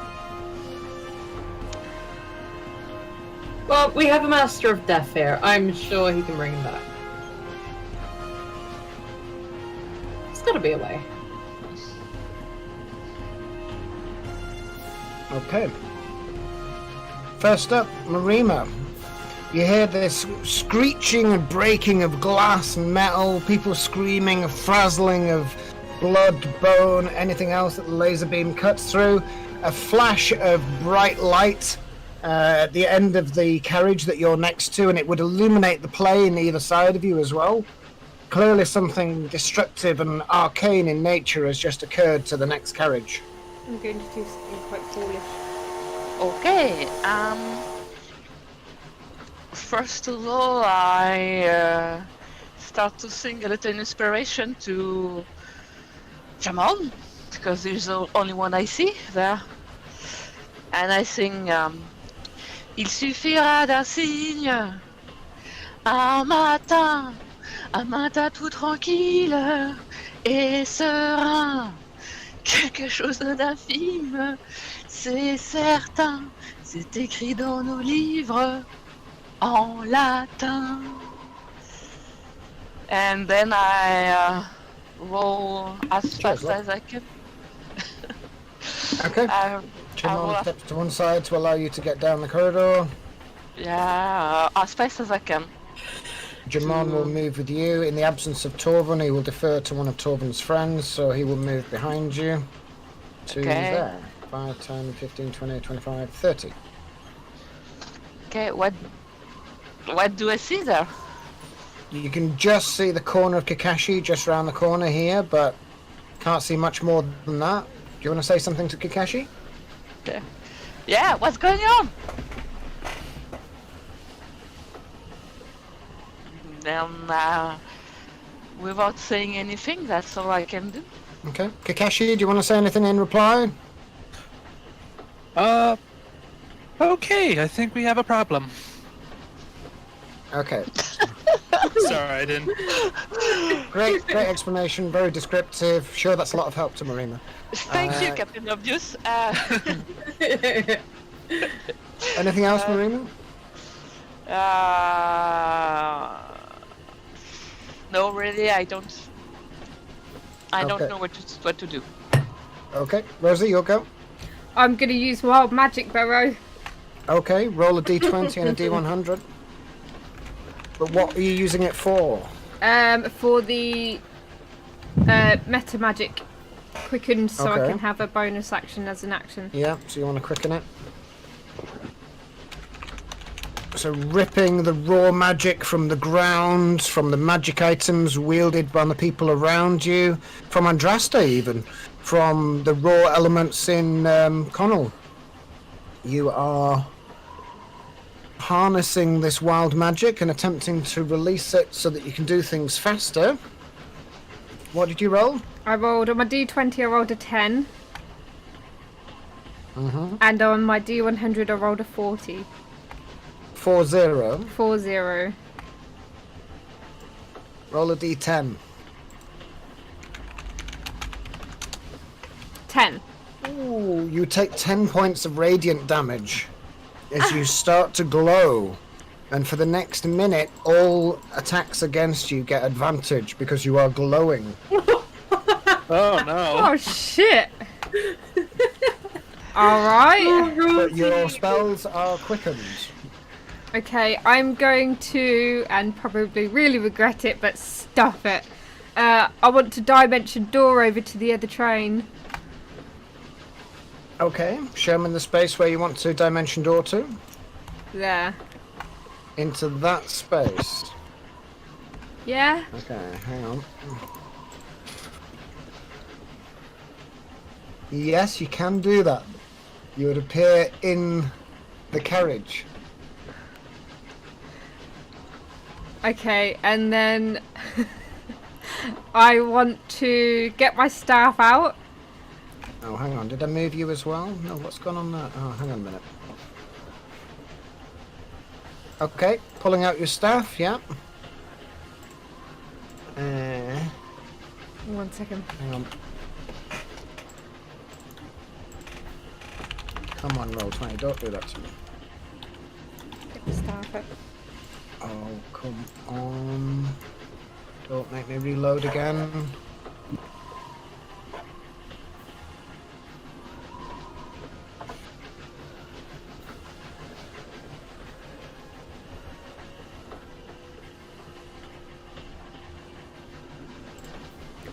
I can't get them off. Okay, hang on. Plan B.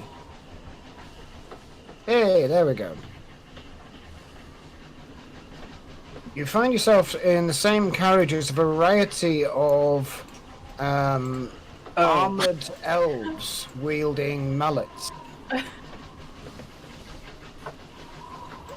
Oh no. Oh, regret. Oh, Rosie. So that was your action. And You've I've got your another movement one. and a bonus action. Oh, No, yeah. I've got 2 actions. Yes, I know. Yeah. Okay, so Rosie's going to look at him and go, oh shit! And pull his staff out and cast Cone of Cold. Cone of Cold.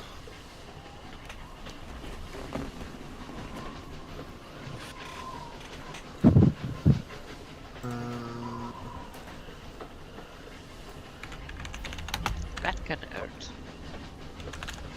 Pew. 41. Really? Oh! Hey. No! Ouch. The entire air is just whipping around you and harnessing that cold wind rushing past the carriage. You focus it all into an intense cone that spreads out for, is it 60 feet? Jesus Christ, that's the entire carriage just about. Ow. Ow. Ow. Yes, It is the Rosie. entire carriage. The entire carriage. The windows actually glaze over, so they're completely frosted.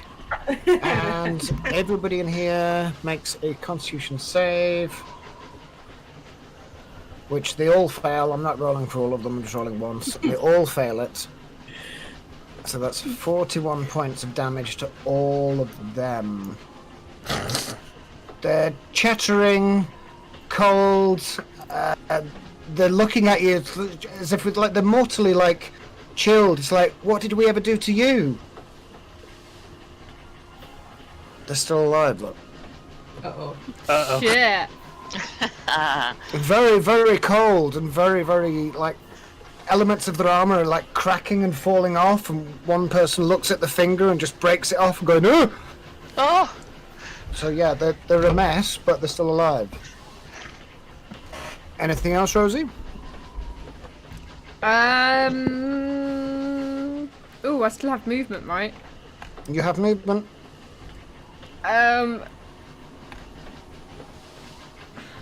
Can I... These doors are an action to open now. Yeah, I'm just gonna have to stay in there, with my staff poised. Do you want some more? You can step into one of the toilets if you want.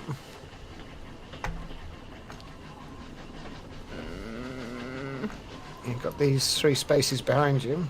Yeah, Are you just okay. gonna stand there? Yeah, I'll go into one of the toilets. Which one? That one there. That one. Okay, that is the ladies' toilet, so... Yay! It's for ladies, I can't go in there. You're fine. Etiquette, you know? Next up, it's their go. The green beam continues to cut. Kakashi, Marima, and Jamon, I need you to make a dexterity saving throw. Oh, good lord. Wow, Kakashi, what a time to save. Oh. Yep.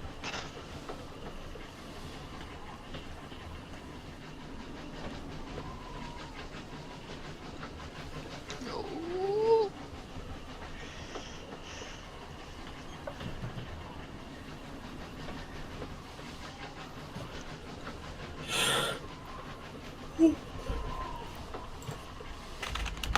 Warning. Marina, you take 27 points of lightning damage. Kakashi, you take 13 points of lightning damage, and Jamon does the same. So do you want me to roll for Jamon? Oh yeah, if you've got a stat for Jamon, go for it. Sorry, I forgot. You can add a D10 inspiration if you want. I don't You think roll a that's right. D10. Oh. It needs a 10. Oh, no. It needs Yeah. a 10. Go on, Coleman. So, but... No, sorry, it needs a 12. That's Oh. right. What did he roll? No, he needs a 10. If he gets 13, he That passes. should be +4. Well, anyway, So he rolled a 2 plus it's 6. So he needs to get above 13. Come on. Give that inspiration. To roll again.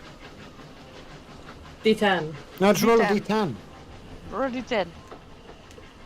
You've got inspiration from Marima. 2. Yeah. So he takes full damage as well as Marima. That was his 27. That was of course a So try. he's down to 43. So that continues, but that does also mean that the train moves. So this is going to be interesting. So hang on. Somebody measure 30 feet. No, this train, it's 40 feet. Thank you. So it gets to there, and let me move people. Get to there. Close. And the beam is specifically coming out of this cart, right? It's coming out of this one here. But it does now cut off. It doesn't continuously beam any longer. But it does cut into that element of the carriage as well. So Kakashi and Whose quarters were the northern ones? It was Tristan. Not Tristan, sorry. Torvin and Androsty. Mike's. Yeah. Yeah, so your carriage is exposed to the elements. Lovely. Yeah. And Rex is sleeping.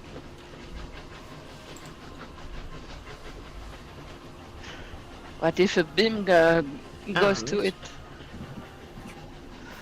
This guy's going to run up, turn, and try and attack Rosie. Uh-oh. Whilst the rest are going to clamber up onto the roof and prepare to jump across, but it will use all of their movement to get up the hatch.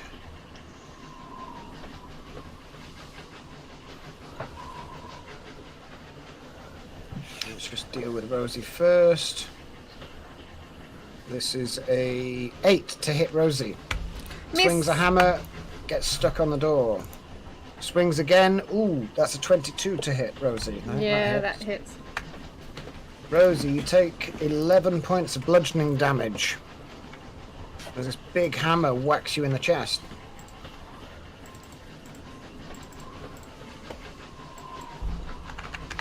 It's the end of his go.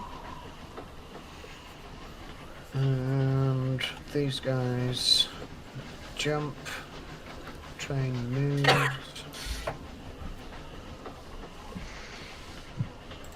Torvin, hang on. Devin, Torvin, and Rex, you all hear this as a number of people land on the roof of your carriage.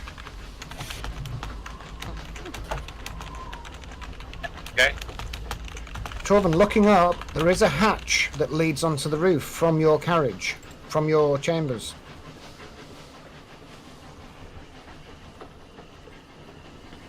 Torvin goes up on the roof. Well, it's... hang on, that's... just a minute.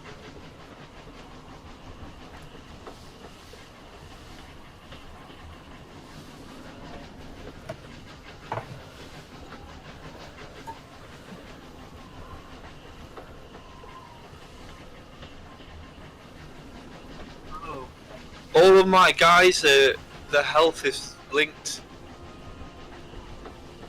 Yes, I know. Oh, sorry. So I changed them. I changed Ramon's health, but everyone else has changed their health. It's okay, I've got it noted. It's okay, I know what they are, just leave their health alone.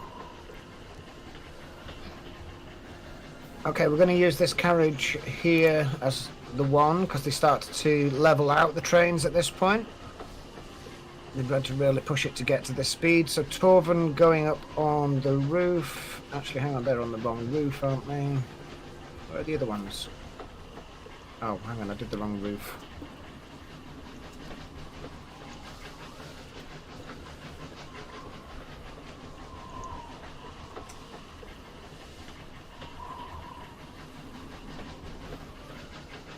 That's Torvin's roof. So Torvin, on your go. Torvin shouts to Devin, Devin, they're on the roof! Come with me! Okay, boss. He moves 5, 10, looks at you. Are you going up the ladder? God, buddy, yeah. Climb it? Okay, it's an action to pop the hatch.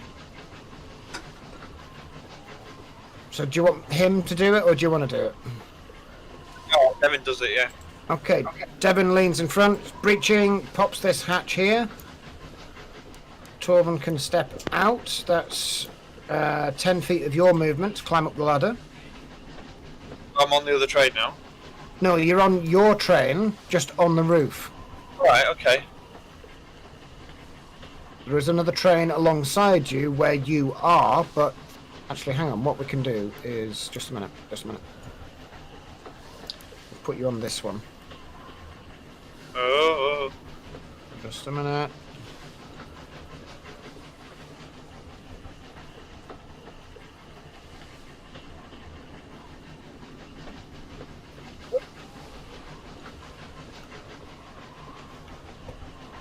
There we go. Ah. And Devin's with me as well. Yeah. This is your train, this is your train, this is their train. Okay?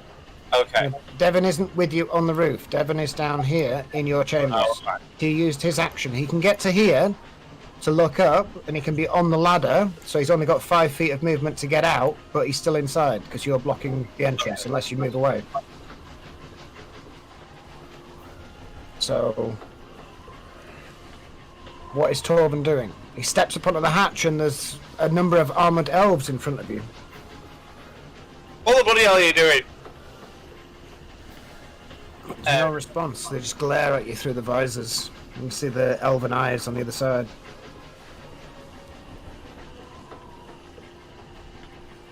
Okay. Can I see these guys as well? It's dark. Do you have dark vision? No, you don't. Yeah. Oh, you do now, don't you? Yeah. Of course, yeah. You're Torben, you have everything. Sure, yeah, you can see them. Right. Okay. So, what do you want to do?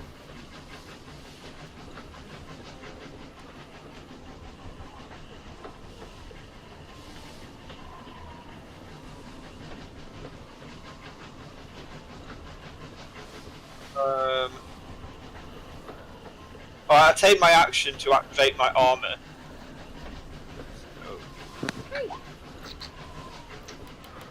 That makes me invulnerable to non-magical damage in 10 minutes. Sure, you're Torben. So yeah, you're back to being Torvin. Yep, okay. So you're invulnerable to all forms of non-magical damage for the next 10 minutes. Yes. Okay. What would you like to do with these fools?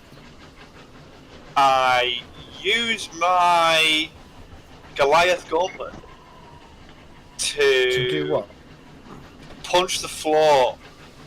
It's an action to do it? Yeah, I action surge. Oh yeah, okay, action surge. You punch the floor with the earthquake feature, is this? That's right, yeah. So it's the seismic feature of my Goliath glove, which is Okay. that, I believe. 2. That's a bit shit. What do you mean? A D8, is that all? Everyone makes a DC 17 dexterity save or they're not prone. Yeah, is it only 1d8 damage? Hang on.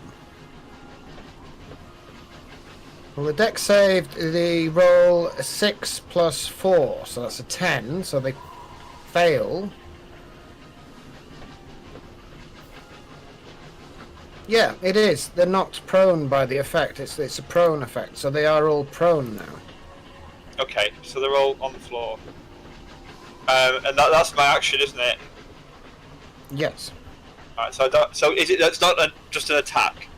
It's my whole action. Yeah, it's your whole action. You like hold the fist up. I mean, it's an infinity gauntlet sized thing. Yeah, yeah. And by activating one of the stones and thumping it onto the ground, there's this arcane release of energy that vibrates through the entire craft. In fact, I'm going to have to roll for the vehicle as well, because it is old. It's fine, it still holds together, but it's a resounding dong for everybody inside. Devon's like, ah! Rex immediately wakes up, which may be a good thing. That's the end of your go, Torben? As a bonus action, I cast Zephyr Strike. You're supposed to do that before you strike, aren't you? No, well, doesn't To matter do when I what? do it. So I get before the spell ends, I give myself advantage on a weapon attack and deal extra damage and get extra movement. So I can cast Zephyr Strike at whatever time and then choose when to use it. Okay, what do you want to do? So I cast Zephyr Strike, which means I don't provoke opportunity attacks or anything. Sure, you're Torben. What does Torben want to destroy next? Everything. Right down the carriage towards the other elves down here. It goes down there, so that they Sure. can get up on the roof. Yeah, they all fall off because it's Torben. Off. Yeah, you knock them prone, and by walking past them, they're scared of you, they roll off and all die. I just brush them with my Torben. feet as I go past them. They all fall down. Next up, it was going to be their go, but they don't get one, so it's Kakeshi's go.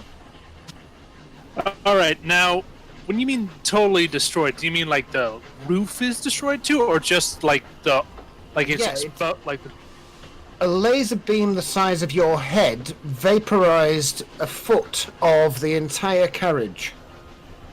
You ducked beneath it. Marima felt it rush across her entire body and car. So Marima was 100% exposed to the damage from this beam, which is just cut like a hot knife through butter, through the entire superstructure of the carriage. So your end would be kind of flapping like a mouth in the wind, being buffeted and probably pushed down. And if I may add, ouch. All right. Let's see here. Could I jump across? Like if I get a running start, like back up a couple paces, then run and jump across? You can certainly try. Make an athletics check. Just for this, I'm going to use Fighting Spirit just so I hopefully get advantage on this. But I... Oh wait, no, I think that's only for attacks. But anyway...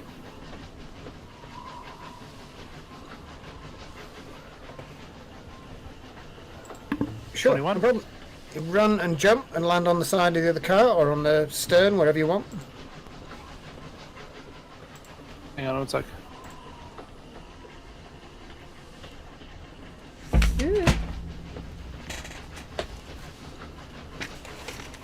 Okay, I'm back. Sorry, someone had to give me a message. Where did I land? Would I land here? Okay. Can I climb up the ladder? Sure. Normal movement. Okay, I'm at the top. How much would that cost me? I guess that's my entire movement. Yeah, that's about all of your movement to run, jump, and climb up. All right. I guess going to attack this guy as many times as I can. All right. Okay. Let's see how good this buddy is.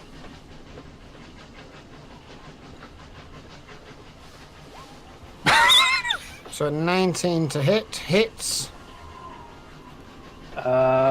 He's still alive. Another one. So crits. Oh wait, both of them crit because a 19 crits as well. It does. Yes. Why is it not done that? Okay. Yeah. So these two are most definitely dead. Just cleaved in half, and the bodies just go sailing off in the wind.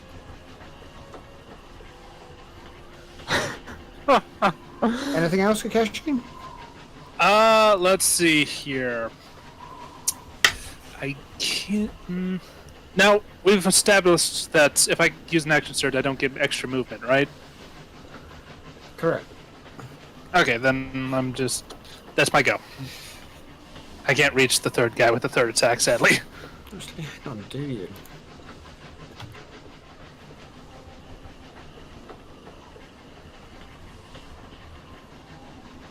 I mean, I think in Baldur's Gate you do, but that's a video game. This is your game. Sorry.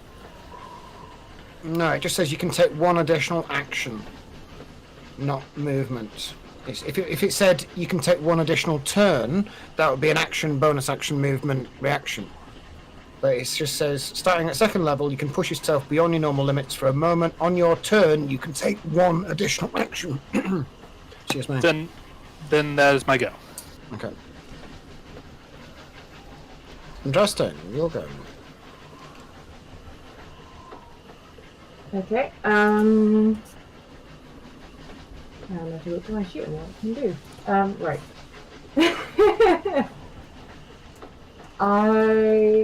Andraste just kind of like looks back at where the laser cut through, like, holy shit. And he kind of like runs to where the window is cut open. You seem already mic, Liz. I can hardly hear you. She's got a Can anybody mask else? on. Oh, she's got. Is that a problem? Yeah, You've you're got a still mask quite on. muffled, yeah.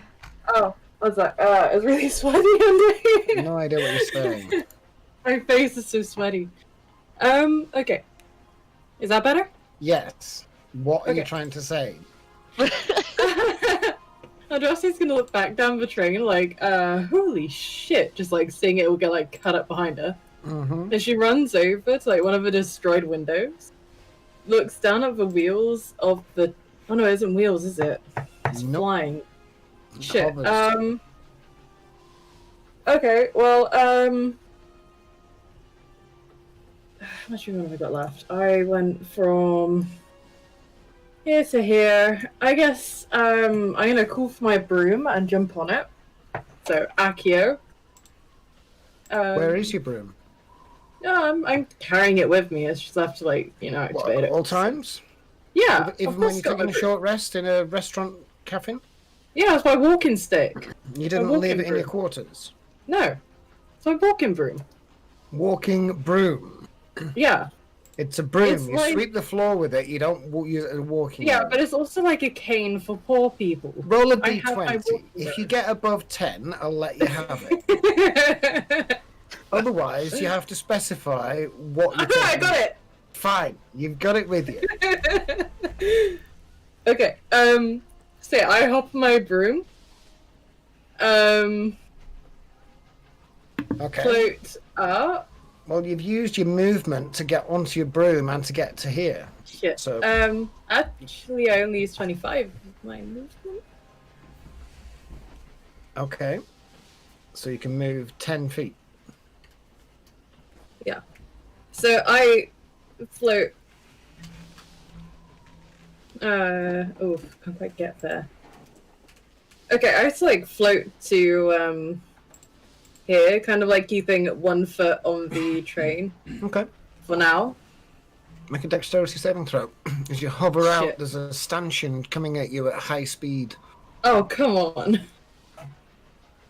But you dodge I to threw one my luck in side. there. You- Okay. You're fine, you go around I'm it. good, I'm good. There's another one. Can I see through the windows? I thought you said you flew out. You're here. Oh. Yeah. Okay, so there's no windows in the train next to us. But I can kind of like it does. see down It does through. have windows. Yes, you would be able to see people running towards Rosie, who's cowering in the toilets. Sorry, Okay. bravely that's fighting in okay. the toilets. Nobody cowers in the toilets. That's just a creature. That's no fun. Okay. Where is that spell? There's that spell. Yeah, that could work. Yeah, that would work nicely. I like point my fingers at the window and cast Burning Hands at 5th level. Burning hands at 5th level. Bloody hell. Yeah, I can only cast it at 5th level. I'm a warlock. Yeah, I know. So, yeah, so like a cone from me would be about, about there. So I get all but like these two. Yeah, that's about right. Yeah. Is that a dex save? Yeah, dexterity saving throw, DC 17. They get advantage on dex saves. Shit. Well, they're elves, aren't they? So. Didn't do the first three any good. Yay! They passed.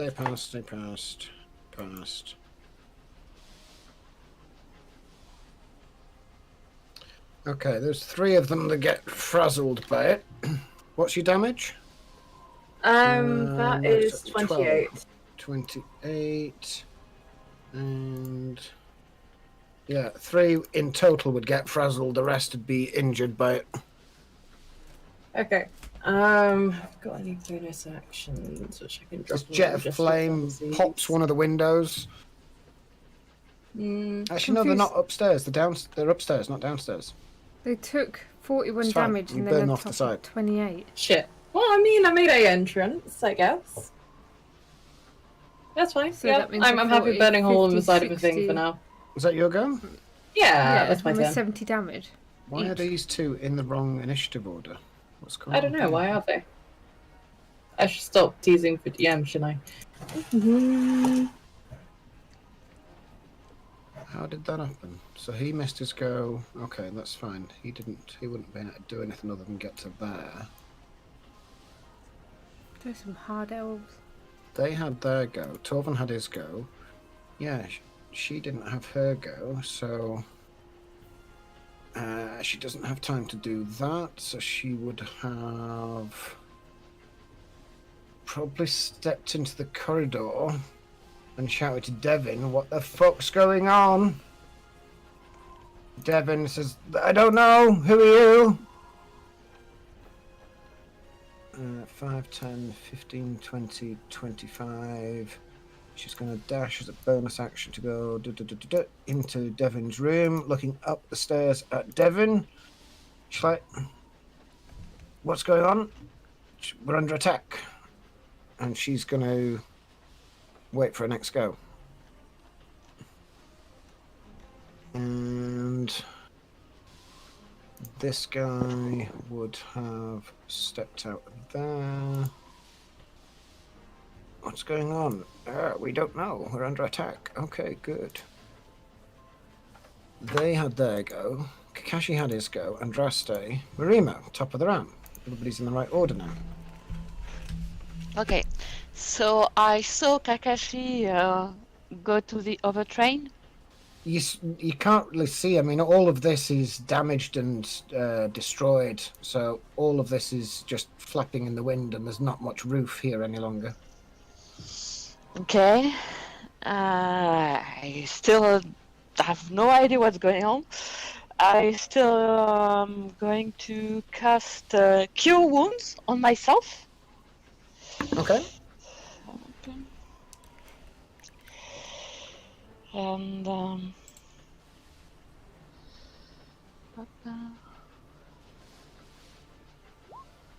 okay.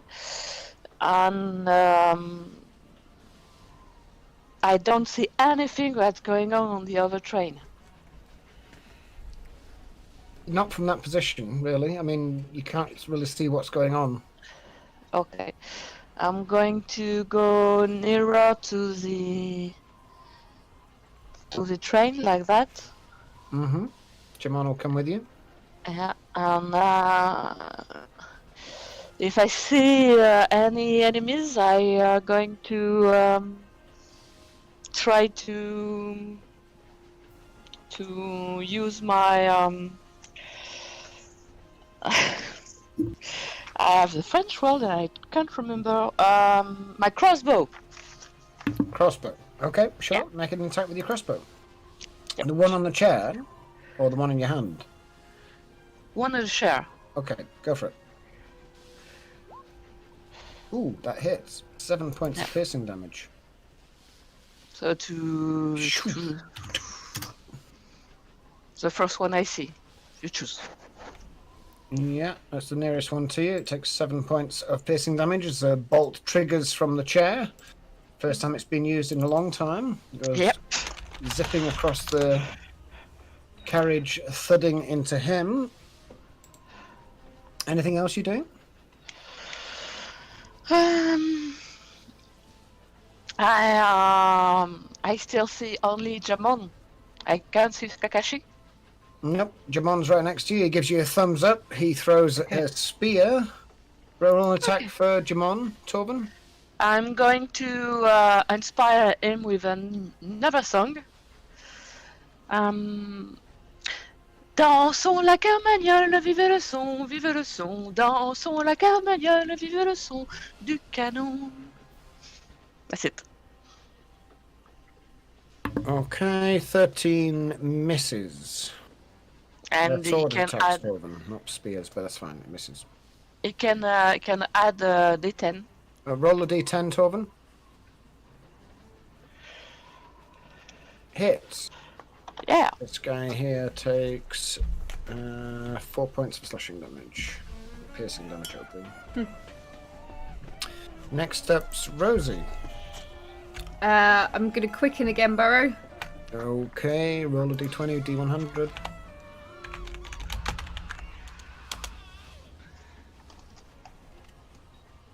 What's going on? Oh, I didn't roll one. So my D20 is an 18. Yeah. D100 is 91. 19. Oh. Okay. Where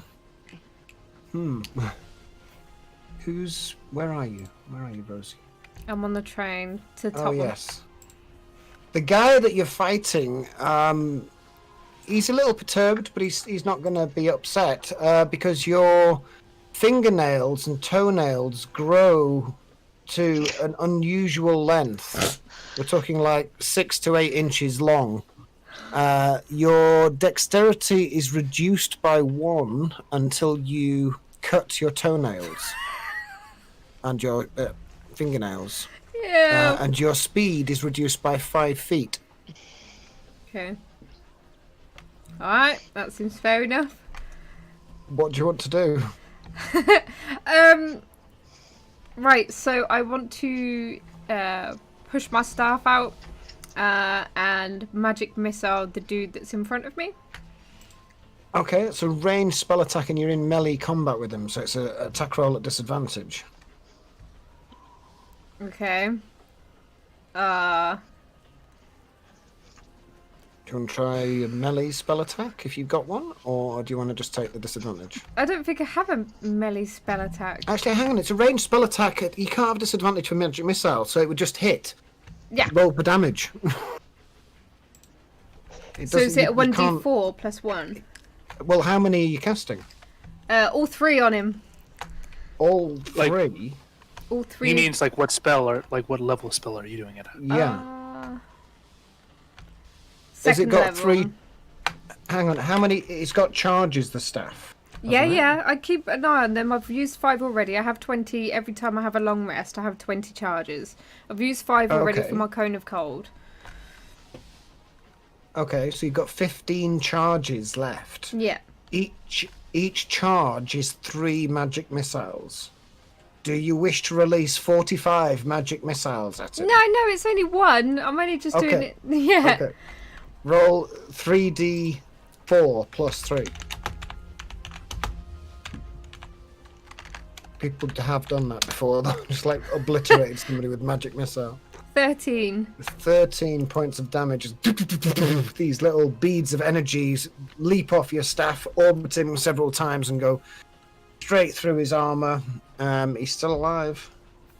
God blimey, these things are strong. Anything else? Oh yeah, I was gonna hopefully take him down, but I guess not. Can I use my other action to try and claw him in the face with my unusually long nails? It's a little unfair. I'll let you use your reaction, if you want, to kick him in the nuts, because he's only got 1 hit point left. Sure, I'll do that then. Okay. Please, please kill him.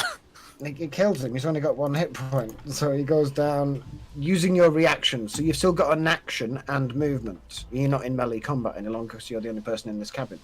Okay, so with my movement, can I get on top of the train? You'd have to go out through this door, which would be an action to open it. Oh, yeah, it is. This train's still intact. Yeah, it's an action to open this door. There's no like open windows I can fly through. There are open windows here, where Andraste burnt the side of the train.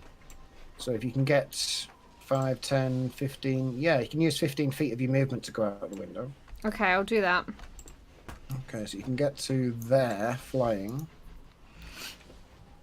And then fly up a little bit. Okay.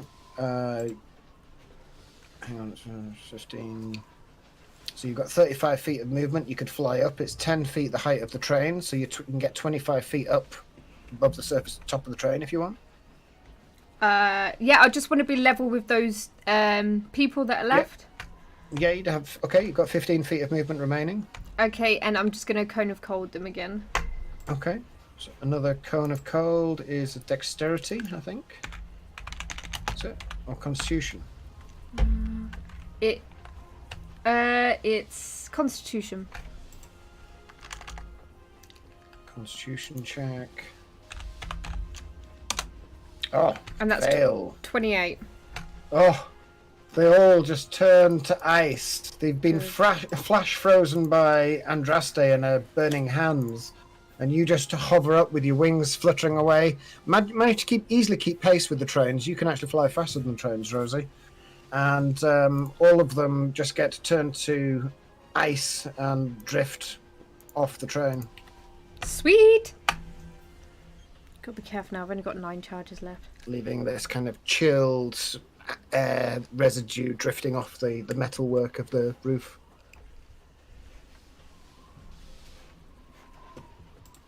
Is that your go?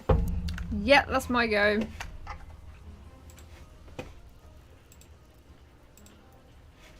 Rosie? Yeah, that's my go. Sorry, I think I'm having issues with my mic. Yeah, I think roll 20 just went weird. Okay. But yeah, that's my go.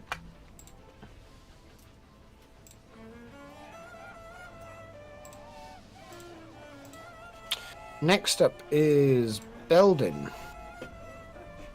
who puts down his whiskey glass, walks over to the window, and reaches out with his fingers and picks up the entire train. And with a flick of his wrist, throws it several hundred miles to the north. Oh, you could have done that earlier. What the? So this entire train and all of its interconnected passages disappear. Could have done shit. that earlier. Kakashi? Bye. Good no. thing you're flying. Kakeshi, make a dexterity saving throw. Oh my god. Oh no! Bye bye, Kakashi. Oh Of all the times, no way! Kashi, you take 16 points of bludgeoning damage as you impact the ground about 200 feet away from the train. Oh god. no! Fuck! Bouncing along the ground, eventually going grinding to it face first. As the train in the distance with its lights, Rosie flapping alongside, disappears. Horizon. Bye, Kakashi. Ow! Au revoir. Belden sends one of the service droids two of them to come and pick you up and carry you back to the train. Ah. Ow! And that is combat over. Hey, what about the other train? Oh, That's is that not the other upstairs? train, that's the Oh, roof of your train. Okay. What the? Well, yeah, let's What? power Belden. What happened?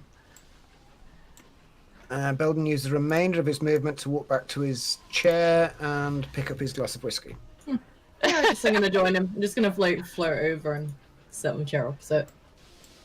Well, Yeah, we might want to find another carriage. This one's a bit, Nippy. yeah. Broken. how do you feel, Jamon? I can sort this. Yeah, we can. We're all gonna move. Quite healthy for being dead. I know, I have tits now. You do, and horns and red eyes. And a Clearly tail. gone through some change. Yeah. So Yeah. you're not undead then. You are actually dead and reborn somehow in somebody else's body. It's more like parasitic, yeah. Oh, We're lovely. trying to figure this out. Well, it's good to see that you Good haven't for it. changed then. Symbiotic. Yeah, I've always been a drain of resources. Mm-hmm. Weird. So you're the Warforged that I encountered several times in the